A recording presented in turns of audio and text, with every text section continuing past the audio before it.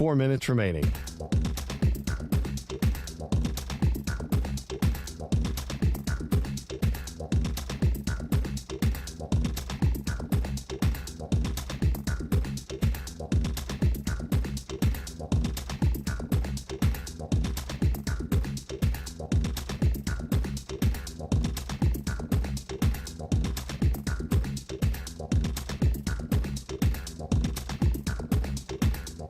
Three minutes, 30 seconds remaining.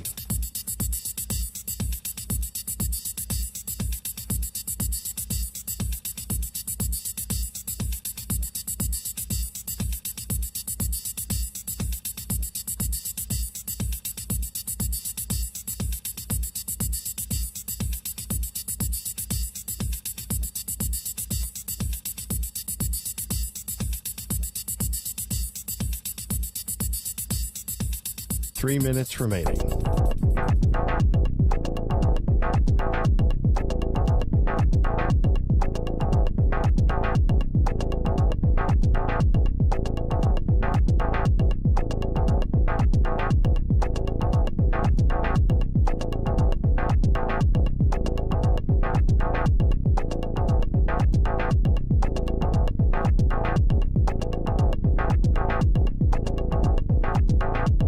Two minutes, 30 seconds remaining.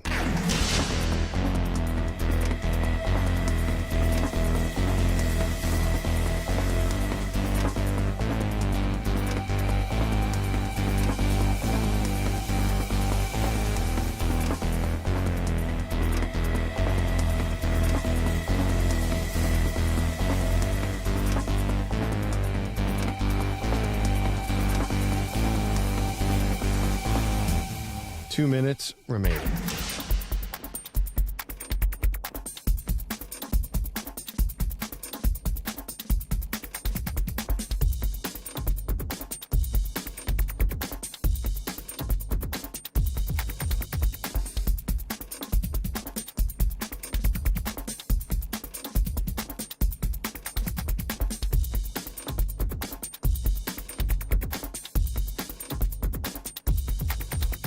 One minute, 30 seconds remaining.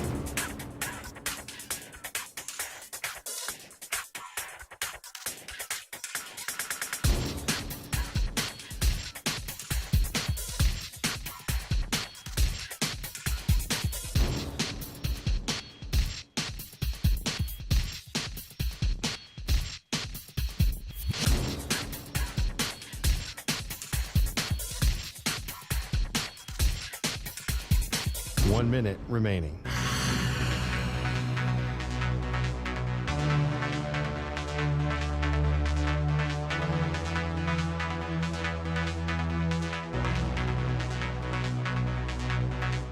Forty-five seconds remaining.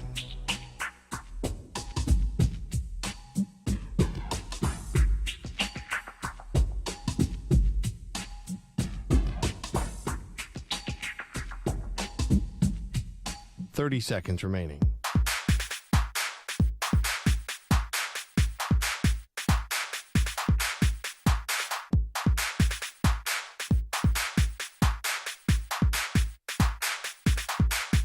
Fifteen seconds.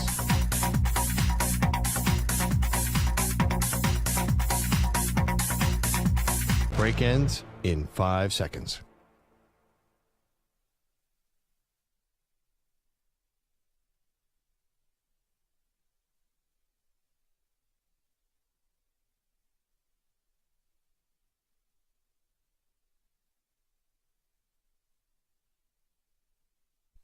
To infinity and beyond.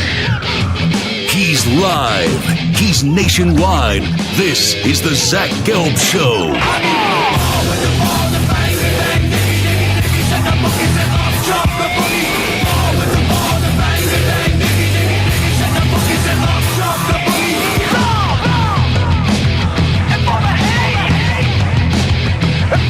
Here's your host, Zach Gelb. Live from the palatial yet not overly ostentatious studios of the Infinity Sports Network here in beautiful New York City, sitting on top of the 10th floor of 345 Hudson Street. Welcome on in to a Friday edition of the Zach Gelb Show across all the great local Infinity Sports Network affiliates, Sirius XM, Channel 158, the free Odyssey app, and of course, streaming live on YouTube. 855-212-4227 is the number to jump on in. That's 855-212-4227. You could always get at me on Instagram, where I'm straight flexing, or via the good old cesspool of Twitter, X, whatever you want to call it, at Zach Gelb. That's ZACHGELB. Josh Perry, NBC Big Ten analyst, former Ohio State linebacker. He's going to stop by an hour from now. We'll preview the Big Ten season with him. And then in the final hour of the show at 5:20 p.m. Eastern, 2:20 p.m. Pacific, we will preview the Cincinnati Bengals season with former Bengals offensive lineman and current longtime Bengals radio analyst in Dave Lapham. Whole lot to do today, but let's first start off with a simple question. And it has to do with three young quarterbacks in the NFL.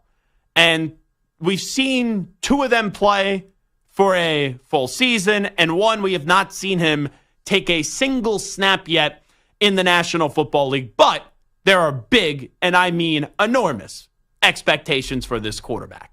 And the three quarterbacks I'm talking about, CJ Stroud with the Houston Texans, Caleb Williams with the Bears, and then Jordan Love with the Go Pack Go. So Stroud, Williams, and Love. For the next 5 years, which quarterback would you rather have? I'll give you my rankings. And my rankings as we enter this season for the next 5 years would be CJ Stroud 1, Jordan Love 2, and Caleb Williams 3. Now, let me start with Stroud.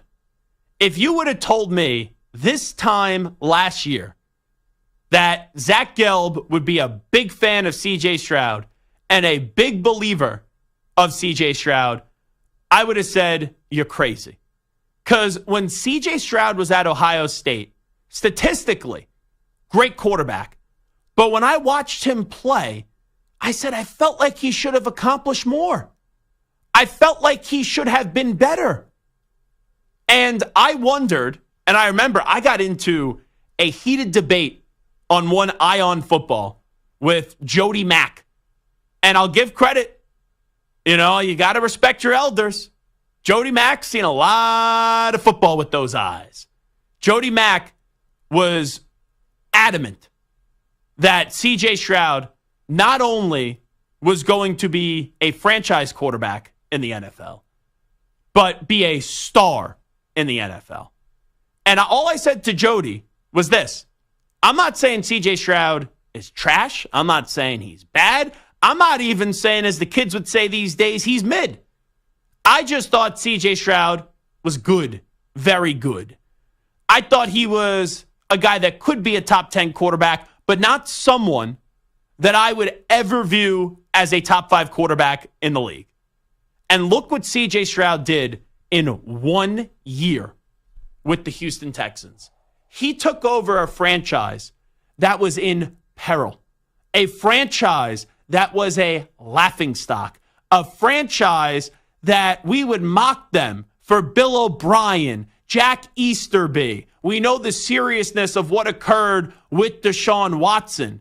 You couldn't find a more dysfunctional organization than the Houston Texans in the NFL for a 3-year stretch. And I know what the Browns have done, I know what the Jets have done, and I know what the Lions have done. That's how dysfunctional, and that's how much of a joke the Houston Texans were. And remember, entering last season, they were on their third head coach in the last 3 years. You had Lovie Smith, you had Dave Culley, and eventually they hired DeMeco Ryans, which we know Mufasa, as they like to call him. He played for the Texans, and that did obviously help in him wanting to go back to that organization, because when the Texans job was open once again, it didn't feel like they were going to get a creme de la creme name, right? It felt like the Carolina Panthers job, where they've had 3 coaches in the last 3 years, and you had to settle on someone like Dave Canales. You thought the Texans were going to have to settle on a name that wasn't that desirable.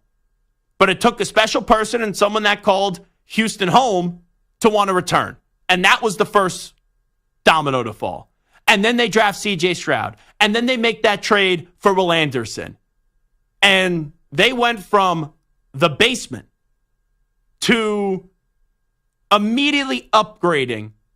They went from a Motel 6 to immediately upgrading to the Four Seasons. That's what they did. And they weren't sitting on like the 5th floor of the Four Seasons. They were on like the 38th floor of the Four Seasons. That's what the Texans did after 1 year. Now, we'll see if it's sustainable, but we look at the Texans now as a serious threat, and the biggest, I guess, endorsement that I could give CJ Stroud is it's one thing to have the talent. It's one thing to be great.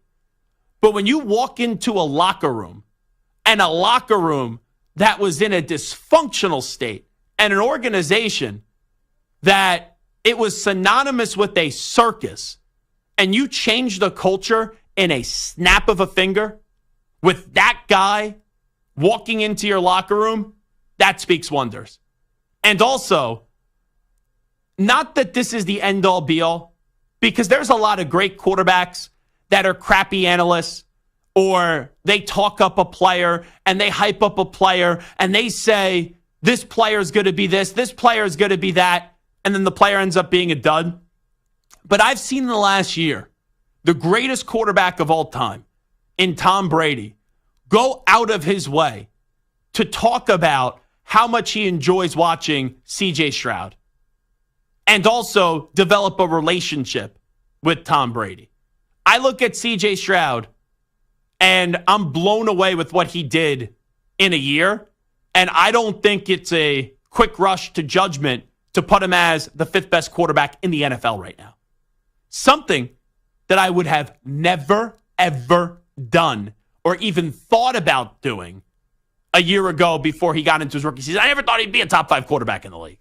Maybe top 10, but never top 5. But right now, and I've given these rankings a bunch over the summer, because summer's usually the ranking season. Mahomes 1, Burrow 2, Josh Allen 3, Lamar Jackson 4, and then CJ Stroud 5. Those to me right now are the top 5 quarterbacks in the NFL. But for this list, with what I've seen so far, and what I think will continue to happen, and the Texans also saying, no, we're not just going to get complacent after a little minuscule amount of success. We're then going to go add Stephon Diggs. We're going to go add Danielle Hunter. We're going to go pay Nico Collins.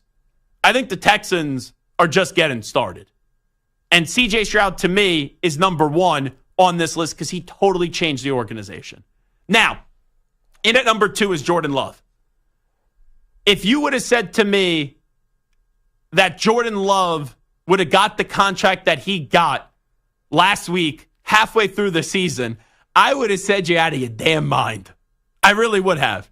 But what Jordan Love did in his final 8 regular season games showed what Brian Gutekunst thought he could be when a lot of us thought he was crazy. Now, you remember, Jordan Love, we knew when he got drafted by Green Bay, he was inevitably going to replace Aaron Rodgers, but it was talked about as he was a work in progress. And there's always a guy in the draft, sometimes 2 guys, ever since you've had the emergence and the unbelievable success of Patrick Mahomes, that people go, oh, this guy could be like 50% of Mahomes, or 75% of Mahomes, or even 25% of Mahomes. We've had those conversations before based off the style of play. Sometimes it works. Other times there's guys like Zach Wilson, who had a little bit of like a 35% Mahomes comparison. I remember in that dopey draft analysis that we do. And Zach Wilson is now lucky to be in the league and lucky that he's going to be holding a clipboard this year with the Denver Broncos. But what Jordan Love did in the final 8 regular season games showed elite potential. And I don't use that word, elite. I don't throw it around very freely or easily. But 20 total touchdowns, 1 interception, and then you walk into Jerry's world and you give the middle finger and you drag the Cowboys up and down the field. I don't care if the Cowboys are synonymous with choking. You do that in your first ever playoff game, standing ovation for Jordan Love. Now, I think there's some Bears fans there to be like, Zach, between Stroud, Love, and Williams, you're putting Caleb Williams third on this list? He's a generational prospect. He won a Heisman Trophy at USC. We know how he was perceived at Oklahoma and USC. We have been told for years, this is the guy. I'm not disagreeing with that when I put him third. I just said the other day, 2 days ago, I believe the Bears in year one with Caleb Williams are making the postseason. I think they're going to be a wild card team at 9-8 or maybe even 10-7. So it's not a lack of belief in Caleb Williams, but I have heard many, many times this is going to be the guy. This is a great college quarterback that is going to transcend the NFL. And how many times does someone get picked in the first round? Like if you watch off-season Hard Knocks, they did the exercise of like the last 7 or 8 drafts. And how many guys actually panned out and were great? It was not a large number. It's actually shocking how low it is. Like, look at just the last few drafts. We've seen Baker Mayfield bounce around the league, and he's even won 2 playoff games. We've seen Sam Darnold bounce around the league. Josh Rosen is out of the league. You could go on and on. Like, remember Jameis Winston and Marcus Mariota? Both still in the league, but never ended up being franchise quarterbacks. So there's always guys that get hyped out and guys that we look at and we're like, oh, they're going to be great. And sometimes they don't pan out. Like, look at Trevor Lawrence right now. He just got paid. But Lawrence was the last generational quarterback that got drafted before Williams, where there was like years and years of hype, and this guy was can't miss. And a lot of people have differentiating opinions on what Trevor Lawrence can be now. So the reason why I put Williams 3 isn't because I don't believe in Williams. I put Williams 3 because I've seen the other guys not only have success in the NFL, but very, very, very impressive moments in a short sample size in the NFL. So for the next 5 years, with what I've seen so far, and there's a chance that Caleb Williams ends up being the best quarterback on this list. I'll admit that. But to have tangible proof of what you've done so far in the NFL, with Stroud and Love both making the divisional round in their first full year as starters, that means a lot to me. I give the edge to Stroud over Love, mainly because Stroud took over a much tougher situation. I'm very intrigued to see what Love is going to look like this upcoming season, building off what he did in the second half of the season.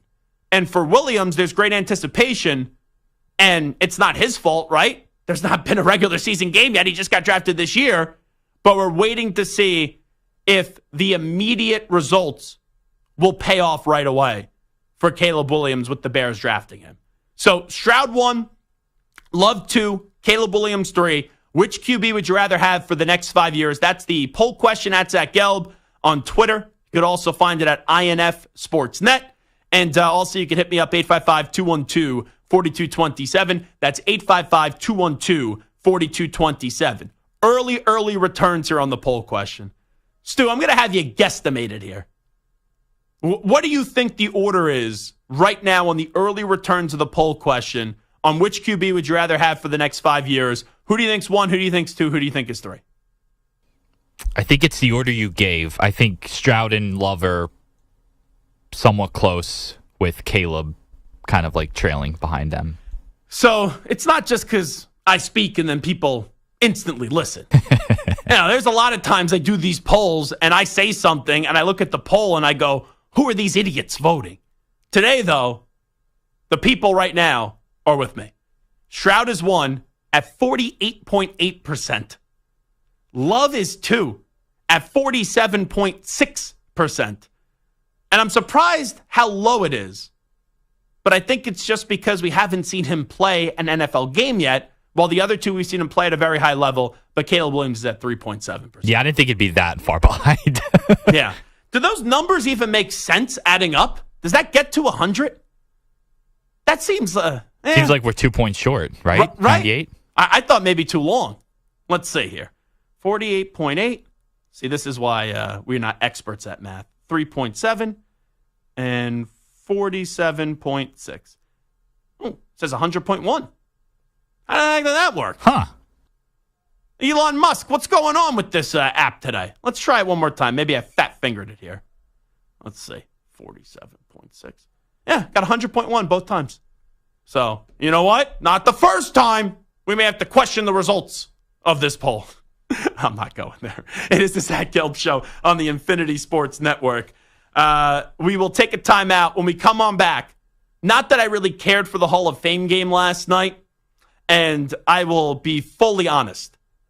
I watched maybe 2 minutes of it live. I was at a sports bar last night, a great South Carolina bar, which I talked about before on the air, but it's in New York City, called Mason Jar. And it was delicious last night. There was wings, there was pulled pork, there was brisket. Someone ordered chicken and waffles, mac and cheese, jalapeno cornbread. The meal was so good, Stu, by the way. It's about a 2.3 or 4 mile walk from my apartment. Afterwards, and I got out of there at like 9 o'clock. I got there at 7. I got out there at 9, maybe like 9:30. And I was having a good time with some buddies. And I was also talking to a buddy of mine's nephew who's actually, I didn't know this, he's a student at South Carolina, aspiring to be in the sports media world. So I just threw out Mason Jar, and I didn't know that his nephew is a Gamecock at South Carolina. But when you have a meal like that, I said to myself, I'm not taking a subway home. I'm not taking an Uber home. I walked the 2.4 miles home. It was at night, so it wasn't that hot, but it's still hot. Still in the 80s, I think. Yeah, it was still kind of muggy last night. And my hair was getting longer. I did not get a haircut until this morning. So when I got back to my apartment, I felt the back of my cabeza, and my cabeza was just absolutely drenched. But anyway, we'll take a time out. It is the Zach Gelb Show on the Infinity Sports Network. And when we do return, we will talk about one reaction that I have from the Hall of Fame game that I did not like last night. We'll get to that when we're back on the Zach Gelb Show after these short messages. You're in a 5-minute break.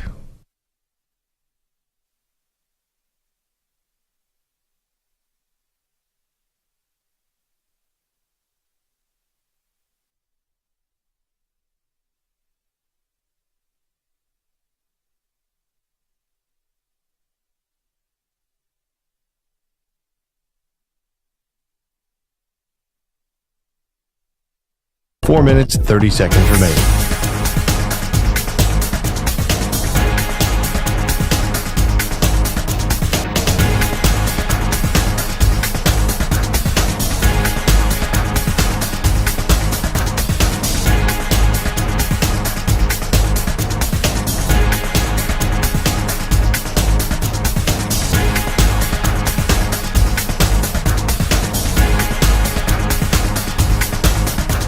Four minutes remaining.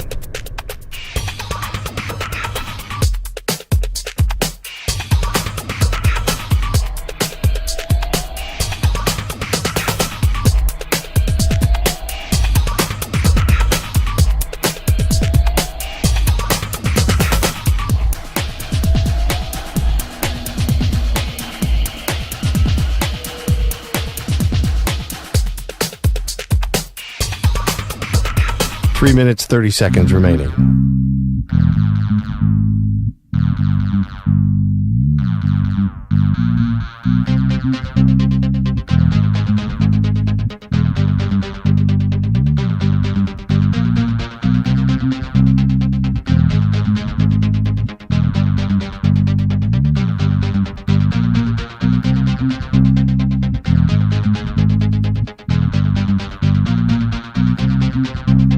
Three minutes remaining.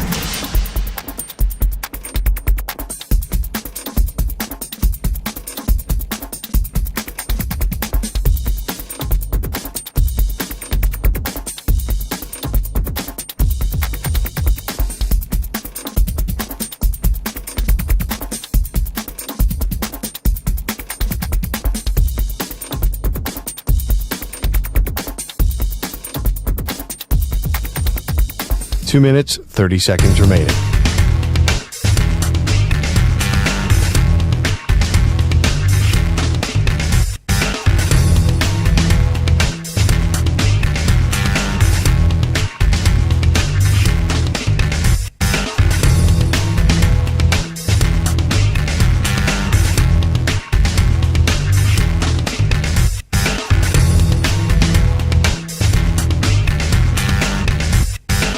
Two minutes remaining.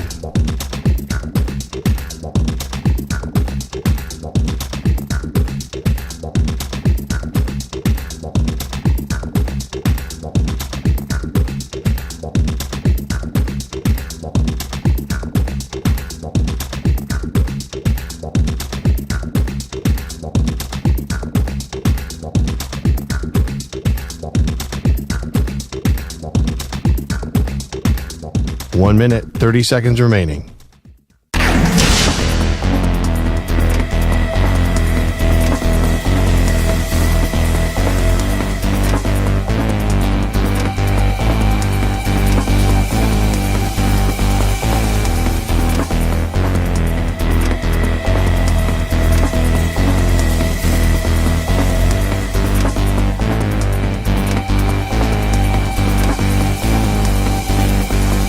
One minute remaining.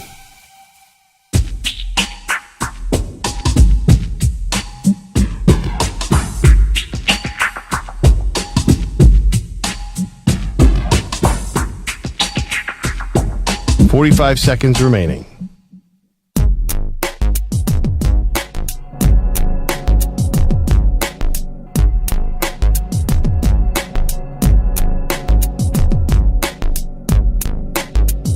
Thirty seconds remaining.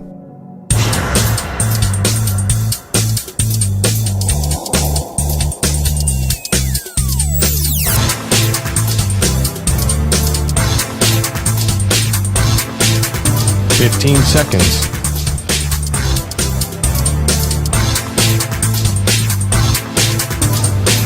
Break ends in 5 seconds.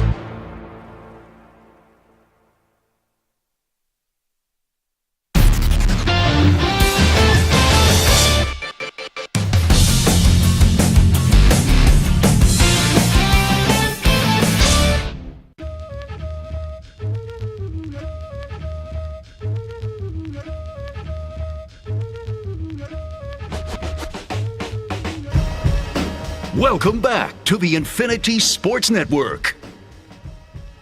All right, it is the Infinity Sports Network, and it is the Zach Gelb Show.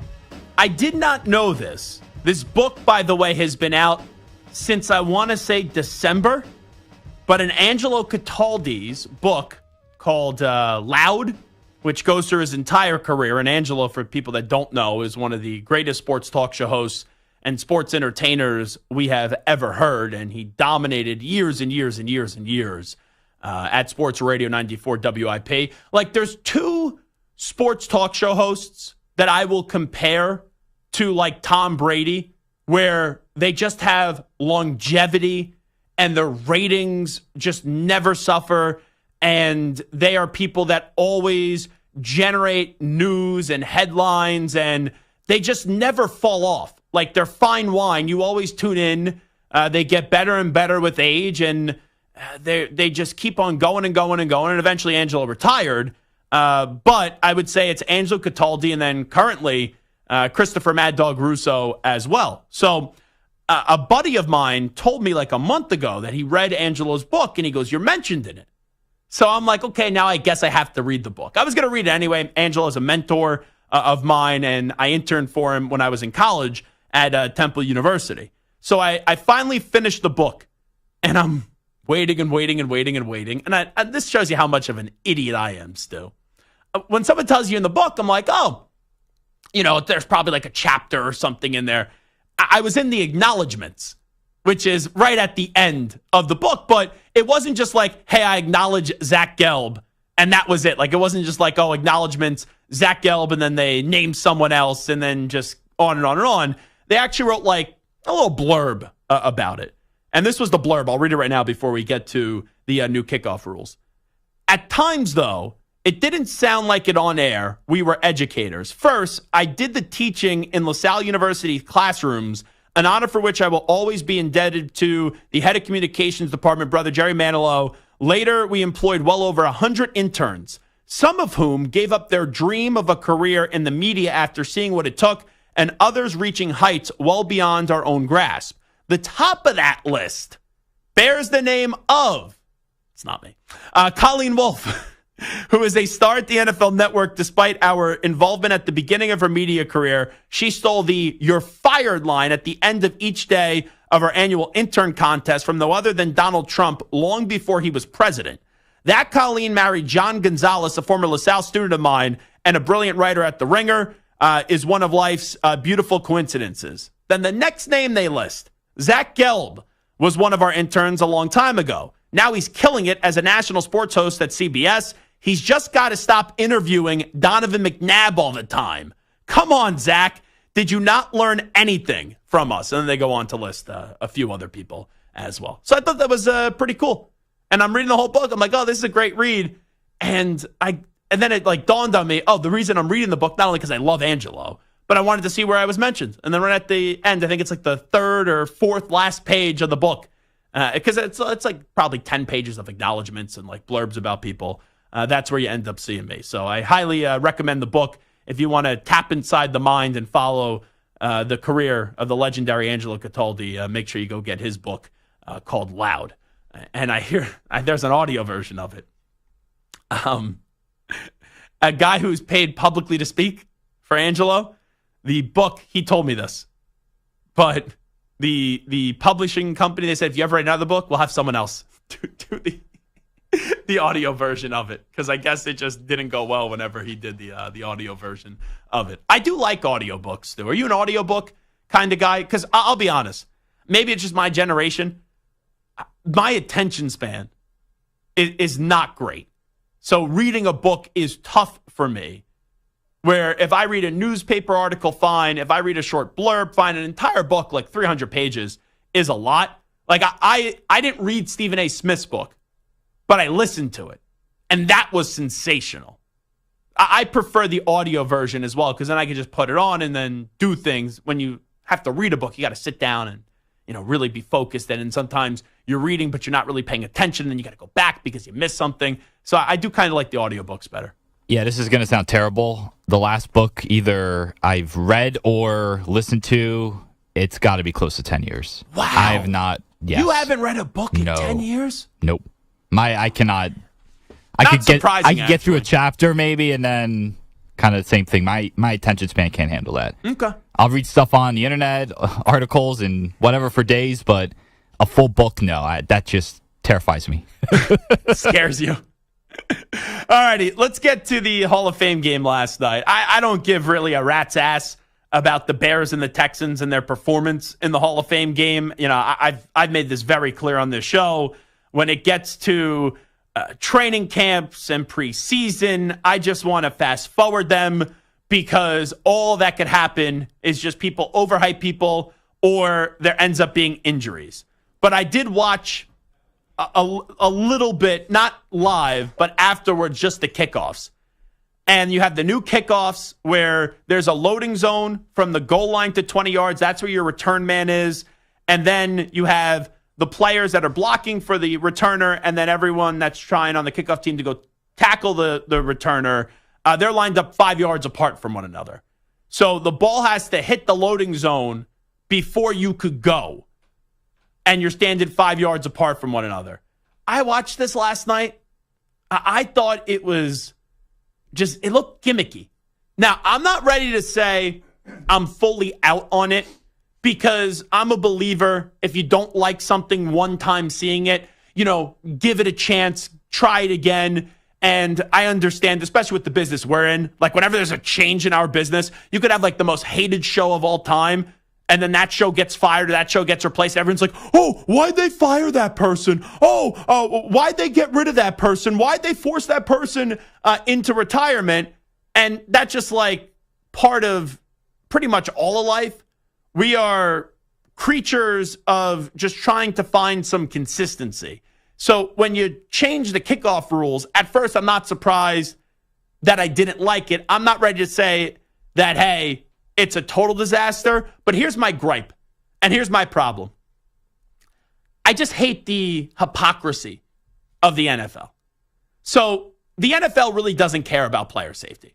They could tell you they care about player safety, but most of the times they make changes to parts of the game that people really don't care about or aren't the most impactful to kind of make it look like they care about player safety. Like, for example, if the NFL really cared about player safety, they wouldn't add a regular season game and then probably add another one in a few years from now. Now, they'll tell you, well, it's the same amount of games.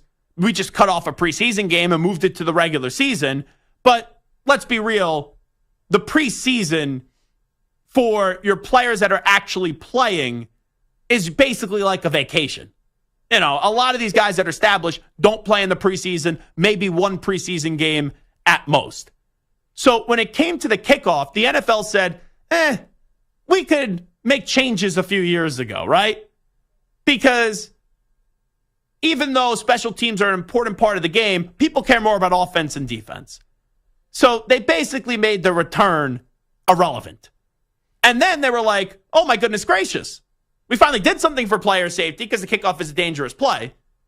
And now we don't like that there's basically no returns. So they created this. Quite frankly, this to me it seems gimmicky. It seems like a video game.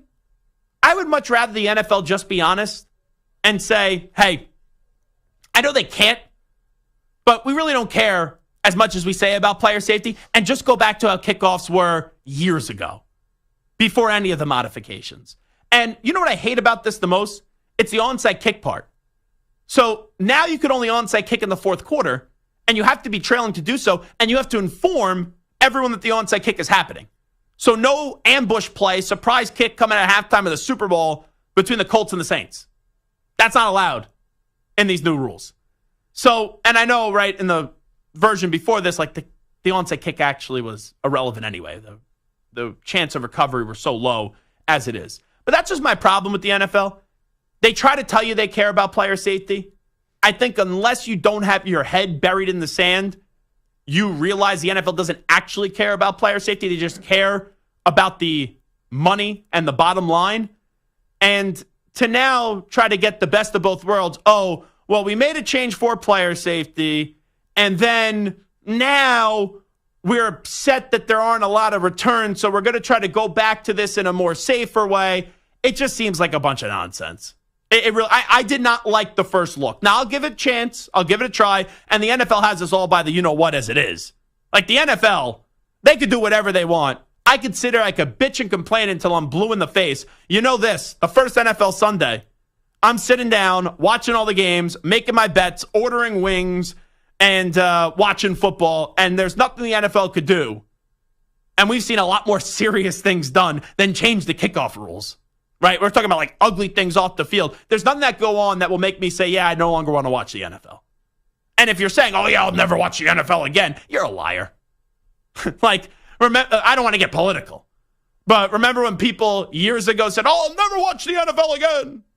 With the whole national anthem thing, the ratings just keep on going up and up and up and up and up with the NFL. The money keeps on going up and up and up and up with the NFL. So we could dislike something, but at the end of the day, like, I'm just yelling about the NFL, and like, there's nothing I can do about it. Marco, what do you think about the new kickoff rule, by the way? I need to see more of it. My initial thought was we're probably going to see more kickoffs into the end zone. I don't know. I feel like that the NFL needs to figure out, the teams, not the NFL, teams need to figure out, is it going to be worth to kick off and risk a big return or just give them the ball at the 30-yard line? That's where the NFL, that's why you're going to see it in the preseason. Every time they're going to kick it off, they're going to let them return it. They need to figure it out, and we'll find out soon if this is going to be a play that's going to be returnable or if they're going to say, you know what, we're not risking this. They're not getting the ball at the 45, kick it out at the end zone. You know what? You make a good point. It's probably not even fair to evaluate it yet. And I know we only saw one game, but even in the course of the entirety of the preseason, because remember, like, I feel like the preseason, they always overemphasize like penalties or something. Yeah. Like, for example, pass interference or any of the how to tweaks hit of the the rules. quarterback, Yeah. stuff like that. And you never know then how it's going to play out in the regular season. I get that that's a penalty and this is a strategy and approach. But you try things out here in the preseason, and I wonder what the general feeling is then going into the season and how it will play out in the regular again, they season. only had the little bit of time. Was it the UFL where this actually came from, or USFL, or the XFL? I don't know where they got the original idea, whatever league it came from. But there was the studies with that, too. And then you also got to factor in, higher level of play. But a lot of it, too, they were talking about kickers being involved in the tackles, roughly like 30% of the time in these things. It's a disaster. That's not going to go over for coaches. So either somebody else is going to kick off, or we're going to kick it through the end zone because I'm not going to get my kicker hurt. And That's then you not don't worth have someone it for a field goal when it's 2020. when I need it. So and now the penalty is the 30-yard line as opposed to the 25, if memory serves off this. So that's another 5 yards that nobody wants to give up. But is the 30 better than the 42 and my kicker had to make the tackle? So that I think all coaches are just trying to figure it out now. We don't know because I don't think they know yet. We'll probably know for sure roughly 3 or 4 weeks into the regular season when everybody, and it's a copycat league, once one person figures it out, we all follow through. For now, I'm curious to see if it's actually going to be as returnable as they talk about. And I'm also curious to see if they put out like an actual marquee player. I'm talking like On the return? Do you put out your quickest player who's like your number one wide receiver? I don't know about the number one wide receiver, but if the ability to make a big play there and to score, coaches want to score. So they'll put guys back there. Is it going to be your number? Are you going to see Justin Jefferson back there? No. But are you going to see a guy that's vital to your offense that you don't normally see? Yeah, I think. Well, because I got to think, and we got to see more about this, but with the 5-yard separation, really and with everyone lined up on the same line, all you have to do is just secure one side, and you have a straight shot where you go get a big return. You could which is why I'm leaning towards we're probably going to see the ball in the end zone a lot because this seems to me this is one cut and gone. Yeah, that can't be. If you're an NFL coach, can you give up a game because the kickoff was one cut and gone? Can I give up 7 points? Take it out. You're right. That's automatically you're like, no, I can't afford this in a tight game. So they're going to do it preseason. Everyone's going to kick off. They are not going to kick it through the end zone because they're going to want to see it on both sides. Are we covering it? Can we return it? Everybody wants to see it.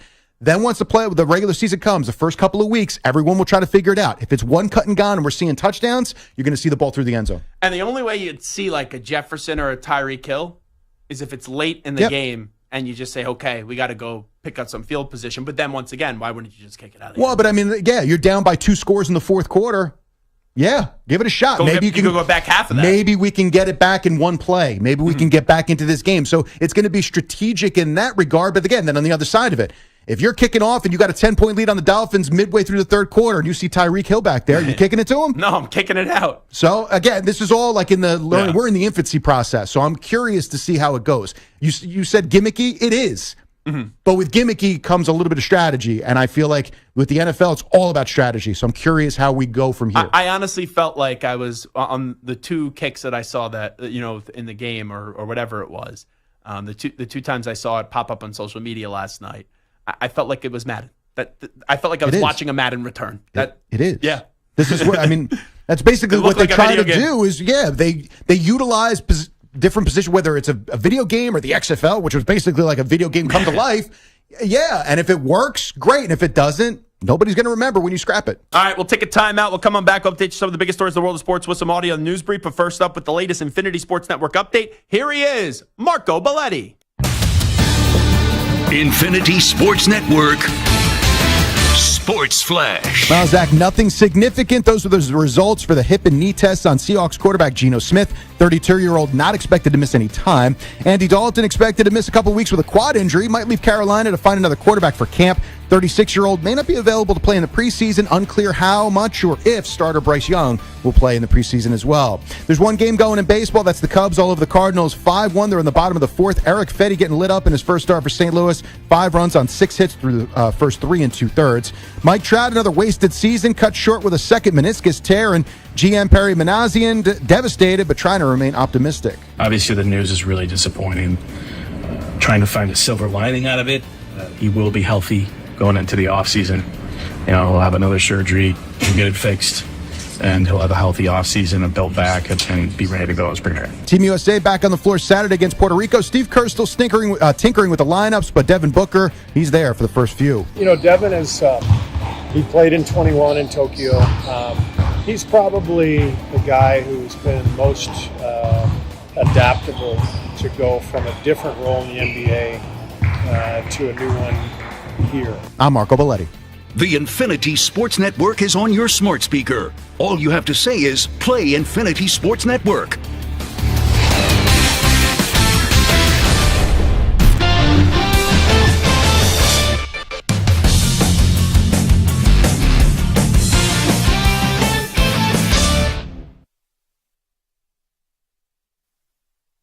You're in a 5-minute break.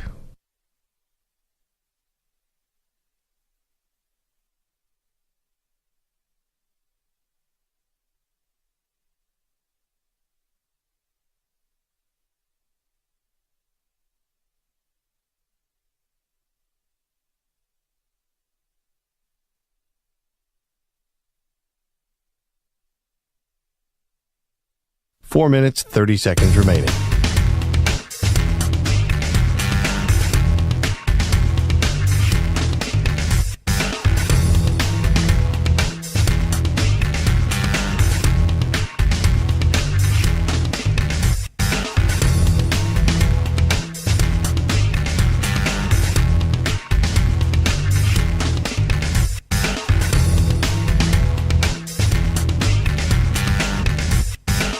Four minutes remaining.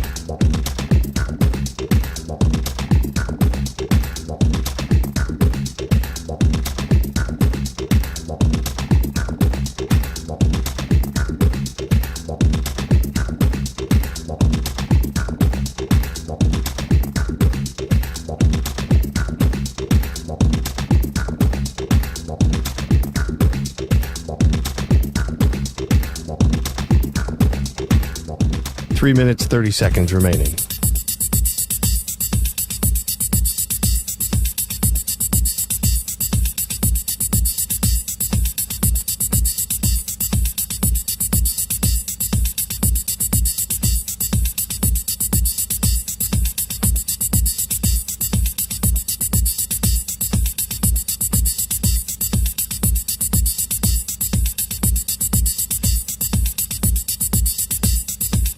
Three minutes remaining.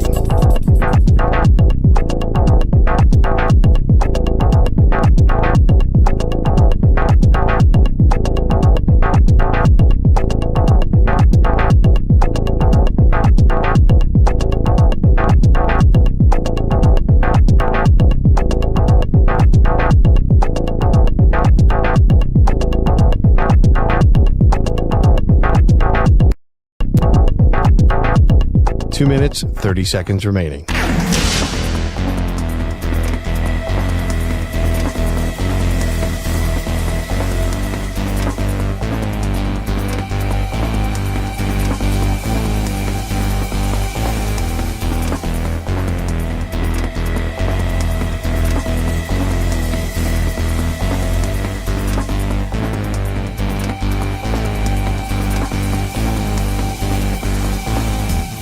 Two minutes remaining.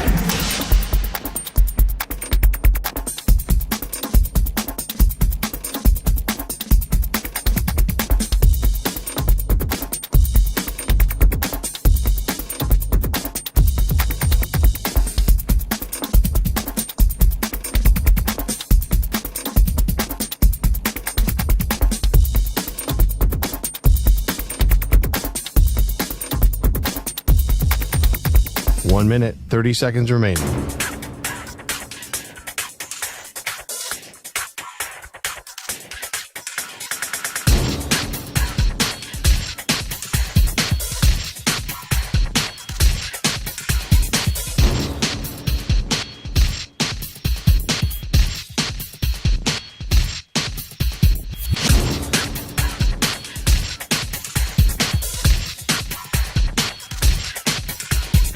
One minute remaining.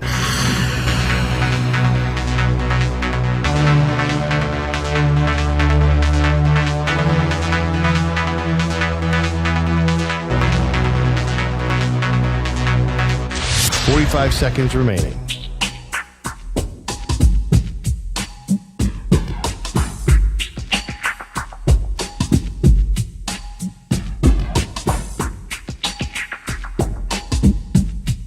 Thirty seconds remaining.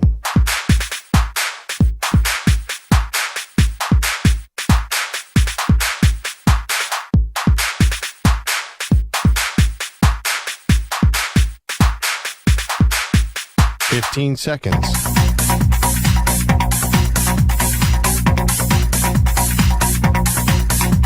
Break ends in 5 seconds.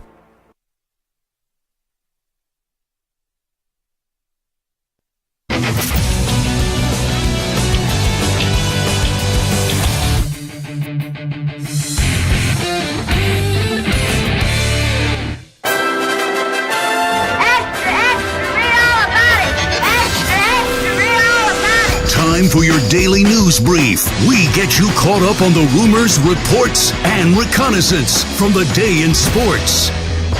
All right, it's time to ask the pros. You, the listener, gets to ask us a question. It's brought to you by O'Reilly Auto Parts. Simply tweet your question at INF Sports Center at Zach Gelb using the hashtag Ask the Pros. Be listening later in the show. We might answer your question. Think O'Reilly Auto Parts for all your car care needs. Get guaranteed low prices and excellent customer service from the professional parts people at O'Reilly Auto Parts. O'Reilly Auto Parts. So last night during the Hall of Fame game, I guess they showed a clip from Hard Knocks. And I thought the AFC North was all on Hard Knocks this year. I was confused by that. I forgot that it was the Bears, and it was actually the AFC North is the in-season Hard Knocks. So they showed a little meeting that Caleb Williams had with the Bears. They do this a lot. Oh, rookie, introduce yourself, and then tell us your signing bonus as well. Went to USC in Oklahoma, horns down still, fight on. Yeah. And my signing bonus is 25.5.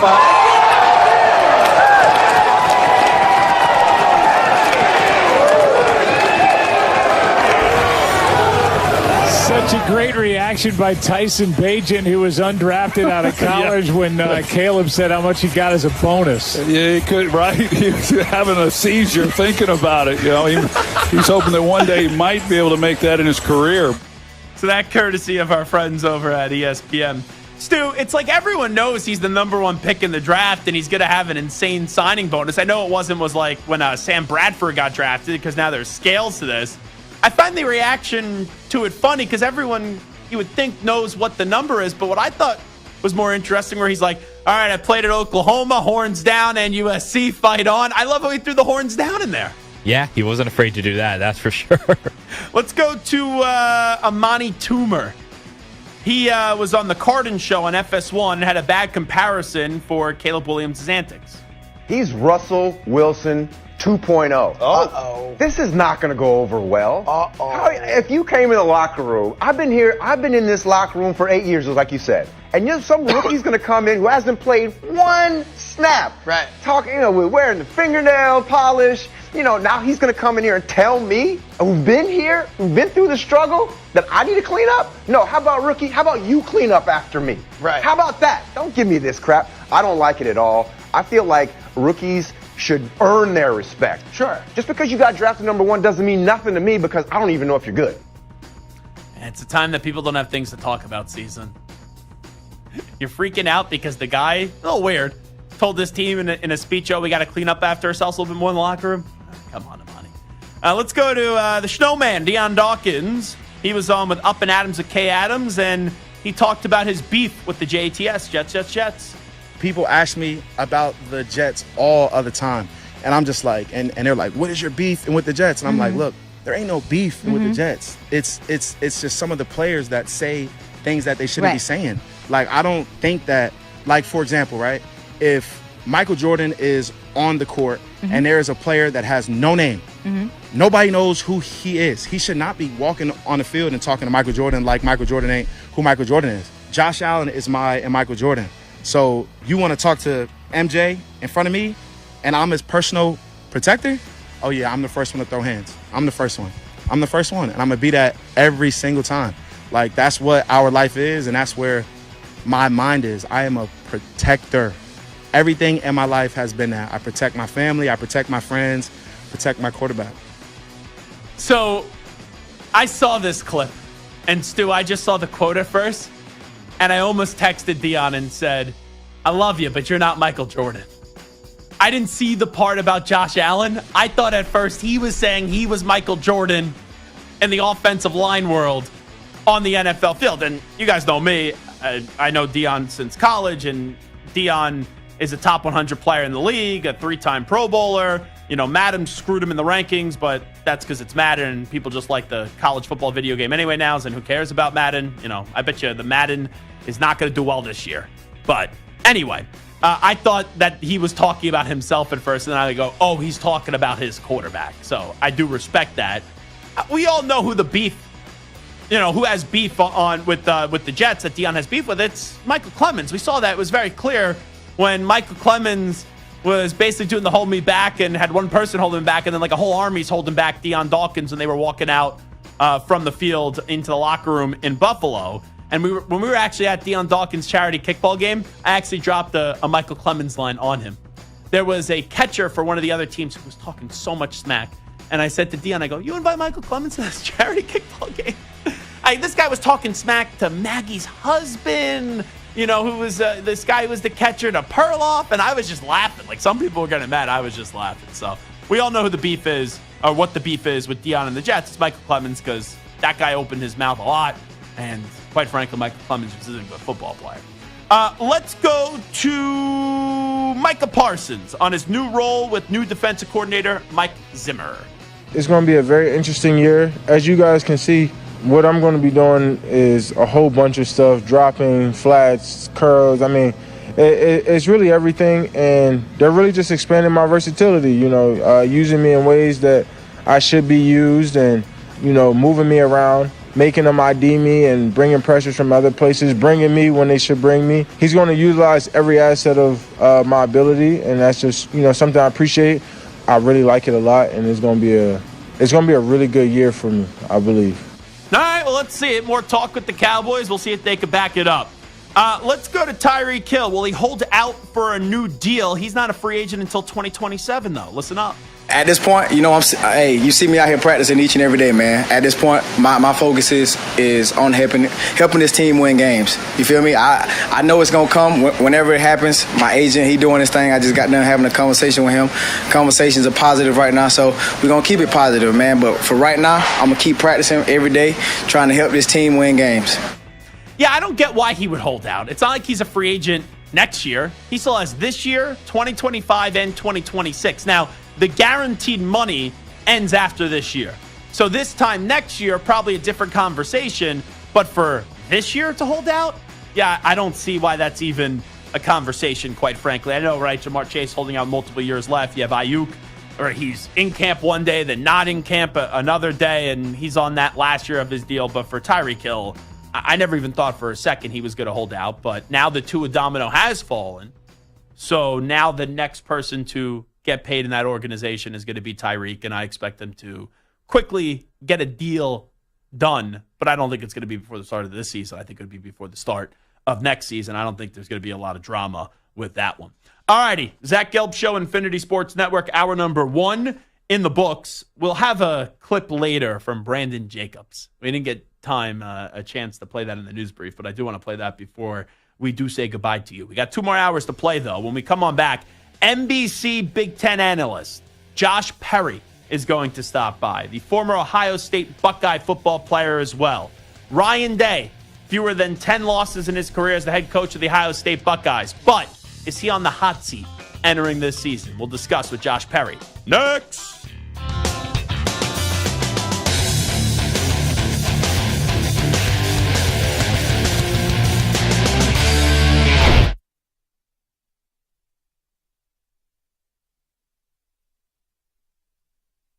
You're in a 5-minute break.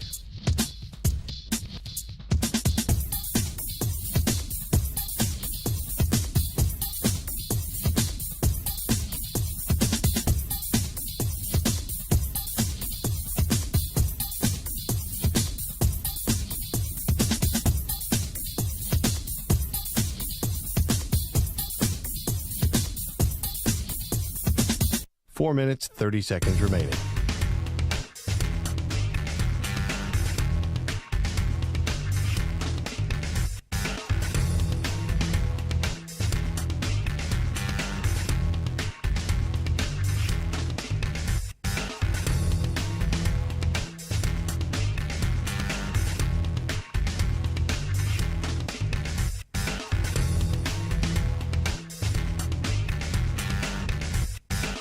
4 minutes remaining.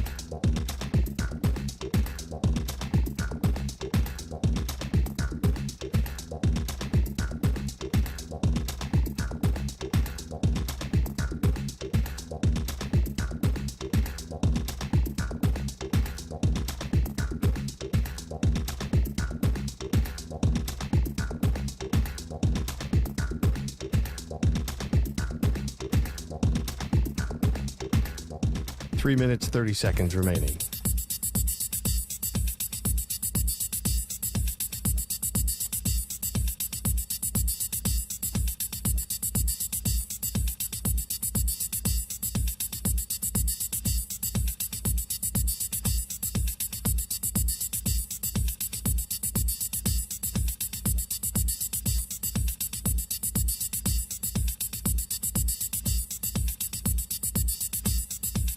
Three minutes remaining.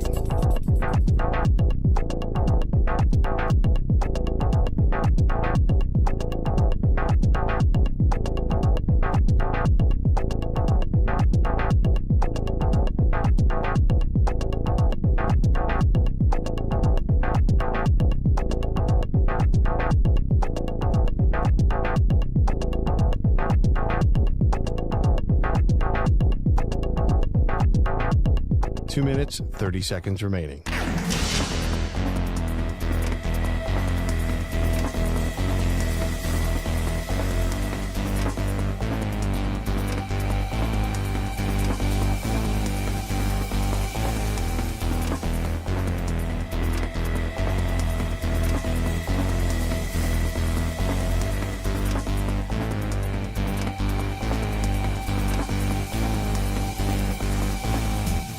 Two minutes remaining.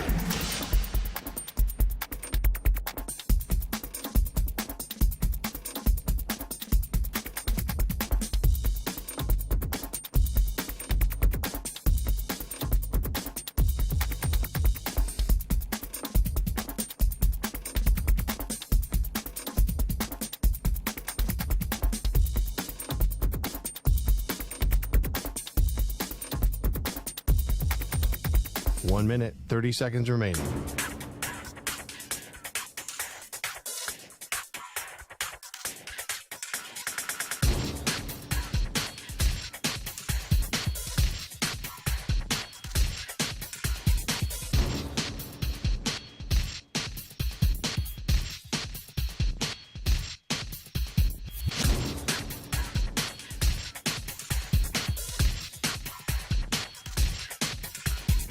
One minute remaining.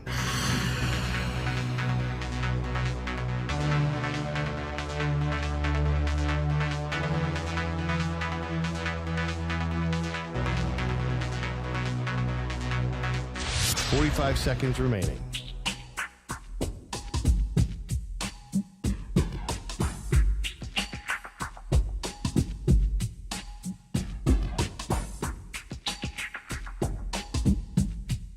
.30 seconds remaining.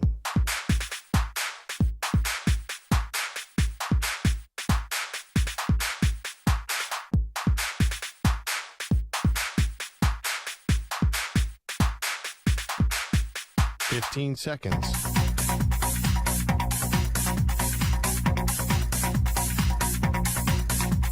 Break ends in 5 seconds.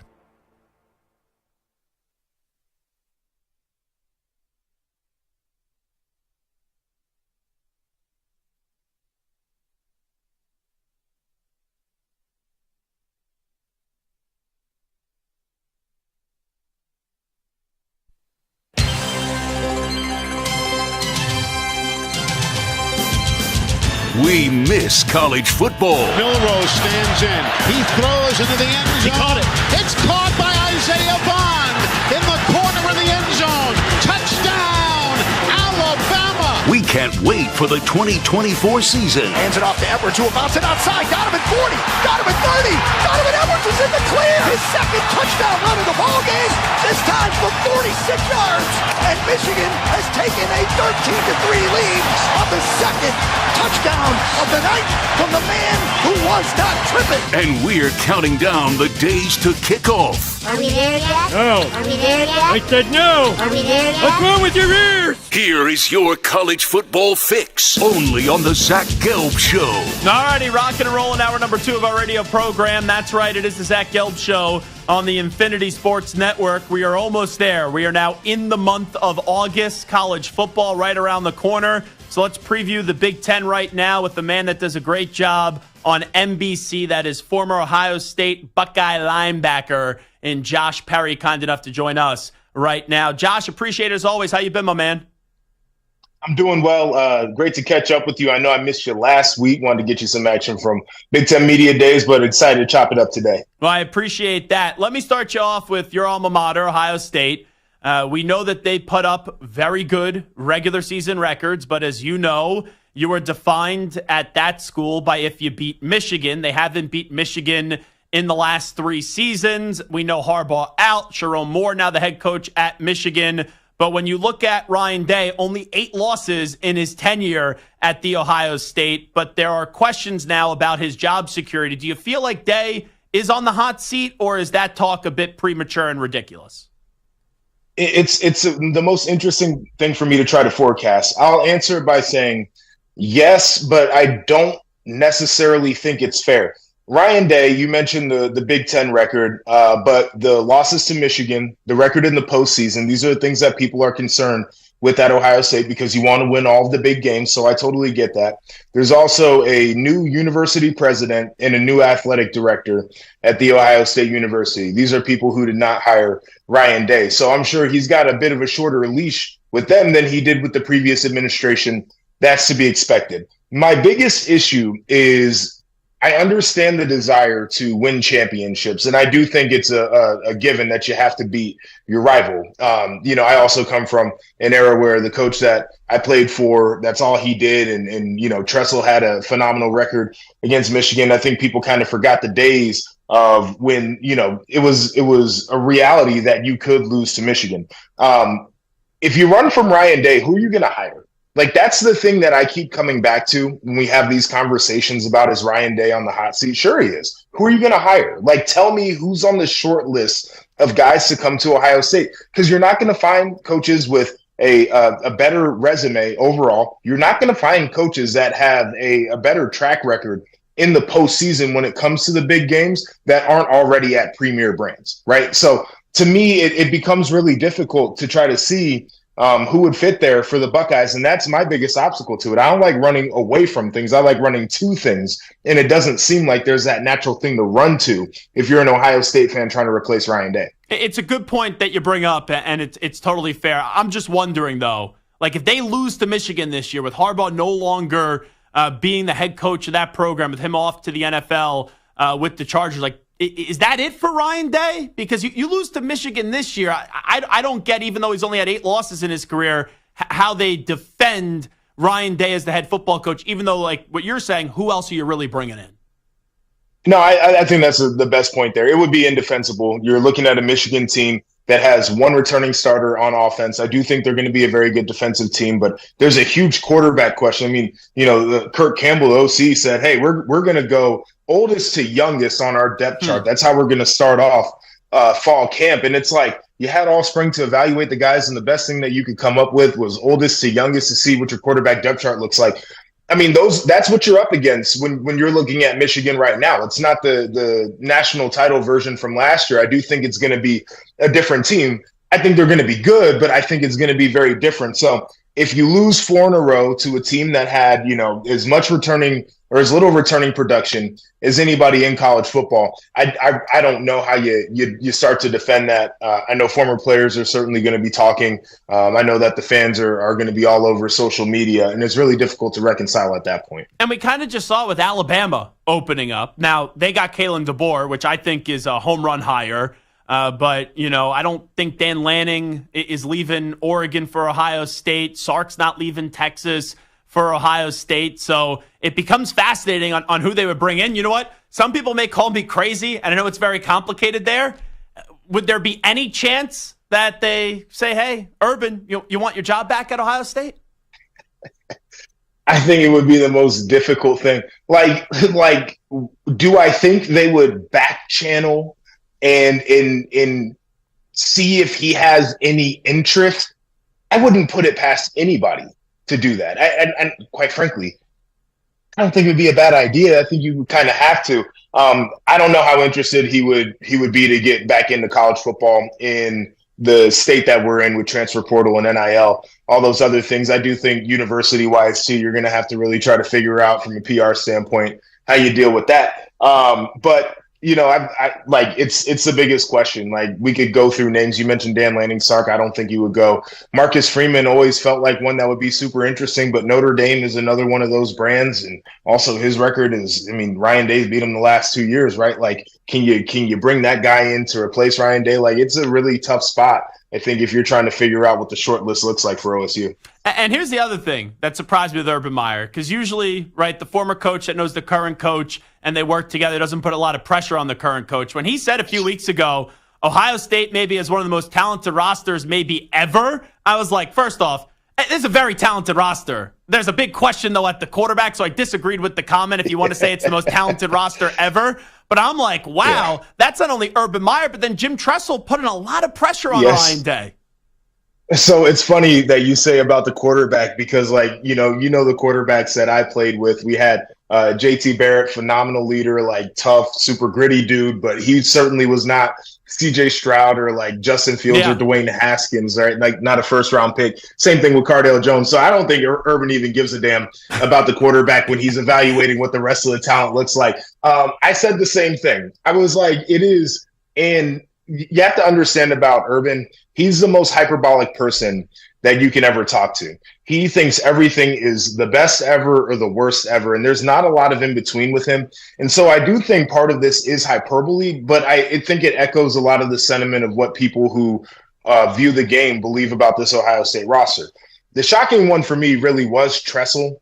And I know that Jim Tressel has been invited back into that athletic department. He's been around practice. He's gotten really close with Ryan Day. They shared a ton with him just about, his approach, in particular, his approach with the rivalry and everything. And it feels like you're putting your guy in a real precarious spot because you got two coaches, both won national titles, both were very good against Michigan. Talking about Ryan Day, hasn't been great. Seems like they're Michigan, frustrated. Does not have the title yet. That's the way I took it. It seems like they're frustrated, and they're like, okay, Ryan, time to get it back to where it was supposed to be. I think that's the only thing that makes sense at that point, especially Ryan and Urban having that relationship. It does feel like he put him in a tough spot. Can Ohio State win the national championship this year with the uncertainty at the quarterback position? Like, it's going to be Will Howard, but we got to see what Will Howard's going to be. Yes, I think they can. Now, I think it would be very difficult, and I think that a lot of other things are going to have to be as advertised. I think they're going to have the best defense in the country. I think that is a possibility. Caleb Downs in that secondary, they say he's a coach on the football field. From day one, he's been an impact. Latham Ransom, very veteran guy, wanted to come back. Jack Sawyer, JT on that defensive line. The linebacker room, probably the biggest question, but they're moving Sonny Styles to linebacker. CJ Hicks getting more reps. Cody Simon, a fifth-year guy who wanted to come back, wanted to beat Michigan, wanted to win a championship. I think they're going to be really good on defense. Best running back room in the country. Yeah. Probably top 3, top 5 wide receiver room in the country. And I think it is a deeper offensive line than people give it credit for. And I actually like what the left side of that line looks like. So from left tackle to center, I think the two spots on the right side, they're going to have to get figured out here in camp. If all of those positions play the way that they're supposed to, I think it becomes very much listen, get it to the wide receiver that's open. It's okay to check it down. You're a mobile quarterback, so if you feel like you need to run the football. Just don't make the mistakes that lose football games. And if you can do that, I think they can go out there and win them. Josh Perry here with us. Let's talk about Oregon, who I think right now is the third best team in the country entering this season. I'm fascinated to see what Dylan Gabriel does because I know Bo Nix had 2 incredible years, but Bo Nix walked in to Eugene being an up-and-down player. I never thought he'd put together 2 seasons that we just saw. Like, Dylan Gabriel has been good in multiple spots. I think he's the perfect replacement for Bo Nix.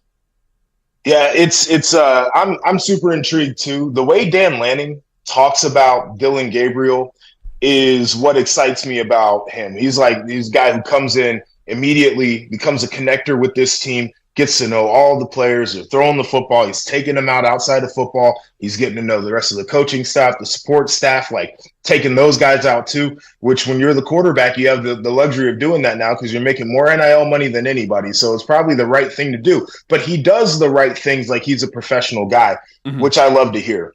I knew this from watching the tape, but when I saw him at Big Ten Media Days, I was taken aback a little bit by the stature. He's not a big guy, but he's a gamer, and we know this. And I think he's going to be throwing to what will probably be the best wide receiver group in college football this year. Dan Lanning, to me, has a little bit of that Ryan Day to his game. And what I mean by that is the big games, has not had a ton of success, doesn't have the conference championship yet, has a bad record. I think it's 1-4 against his rivals. This is a huge year for him, I think, in terms of narrative and kind of what we decide we think the next couple years are supposed to look like.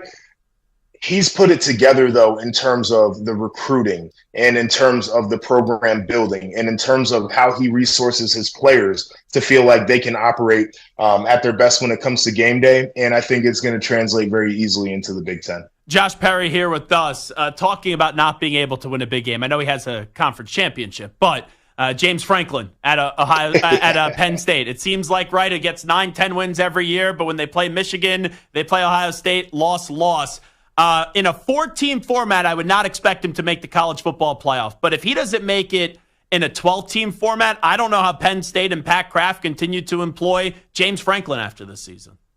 It feels like a very pivotal, you got to make it into the postseason type situation. But the question that I get to now is, if you make it to the 12-team playoff, are we really satisfied if they go out in the first round or they win a first-round game and then get blown out in the second round? Because it feels like it's the same spot that they were in the previous 2 years. It's just the idea that the playoff field was expanded. And I don't know. I mean, I like Drew Aller. I have questions about him. I don't think he's going to be throwing to a very good wide receiver room. And I hope that somebody in there surprises me. But just from what I'm seeing right now, I don't think it's really it. I like the defense a ton. I like Tom Allen calling the defense. There are going to be questions about this team. I do think they're talented. I do think it's a bit of a window for them to try to win. Good but schedule, I don't feel as confident. It's a favorable schedule for them. Yeah, but it doesn't feel as confident as when we talk about Ohio State, even with some of the questions we just talked about Oregon. I think Penn State is kind of on that next rung when we're talking about where I feel confidence in those teams. Well, let me ask you this. So I agree with you. I think in the Big Ten for this year, it's Ohio State 1, Oregon 2. That third spot, do you put Penn State in that third spot, or do you think it's Michigan? No, I'm putting Penn State in that third spot. It's Ohio State, Oregon, and then a little bit of a gap. Not a big gap, but a little gap.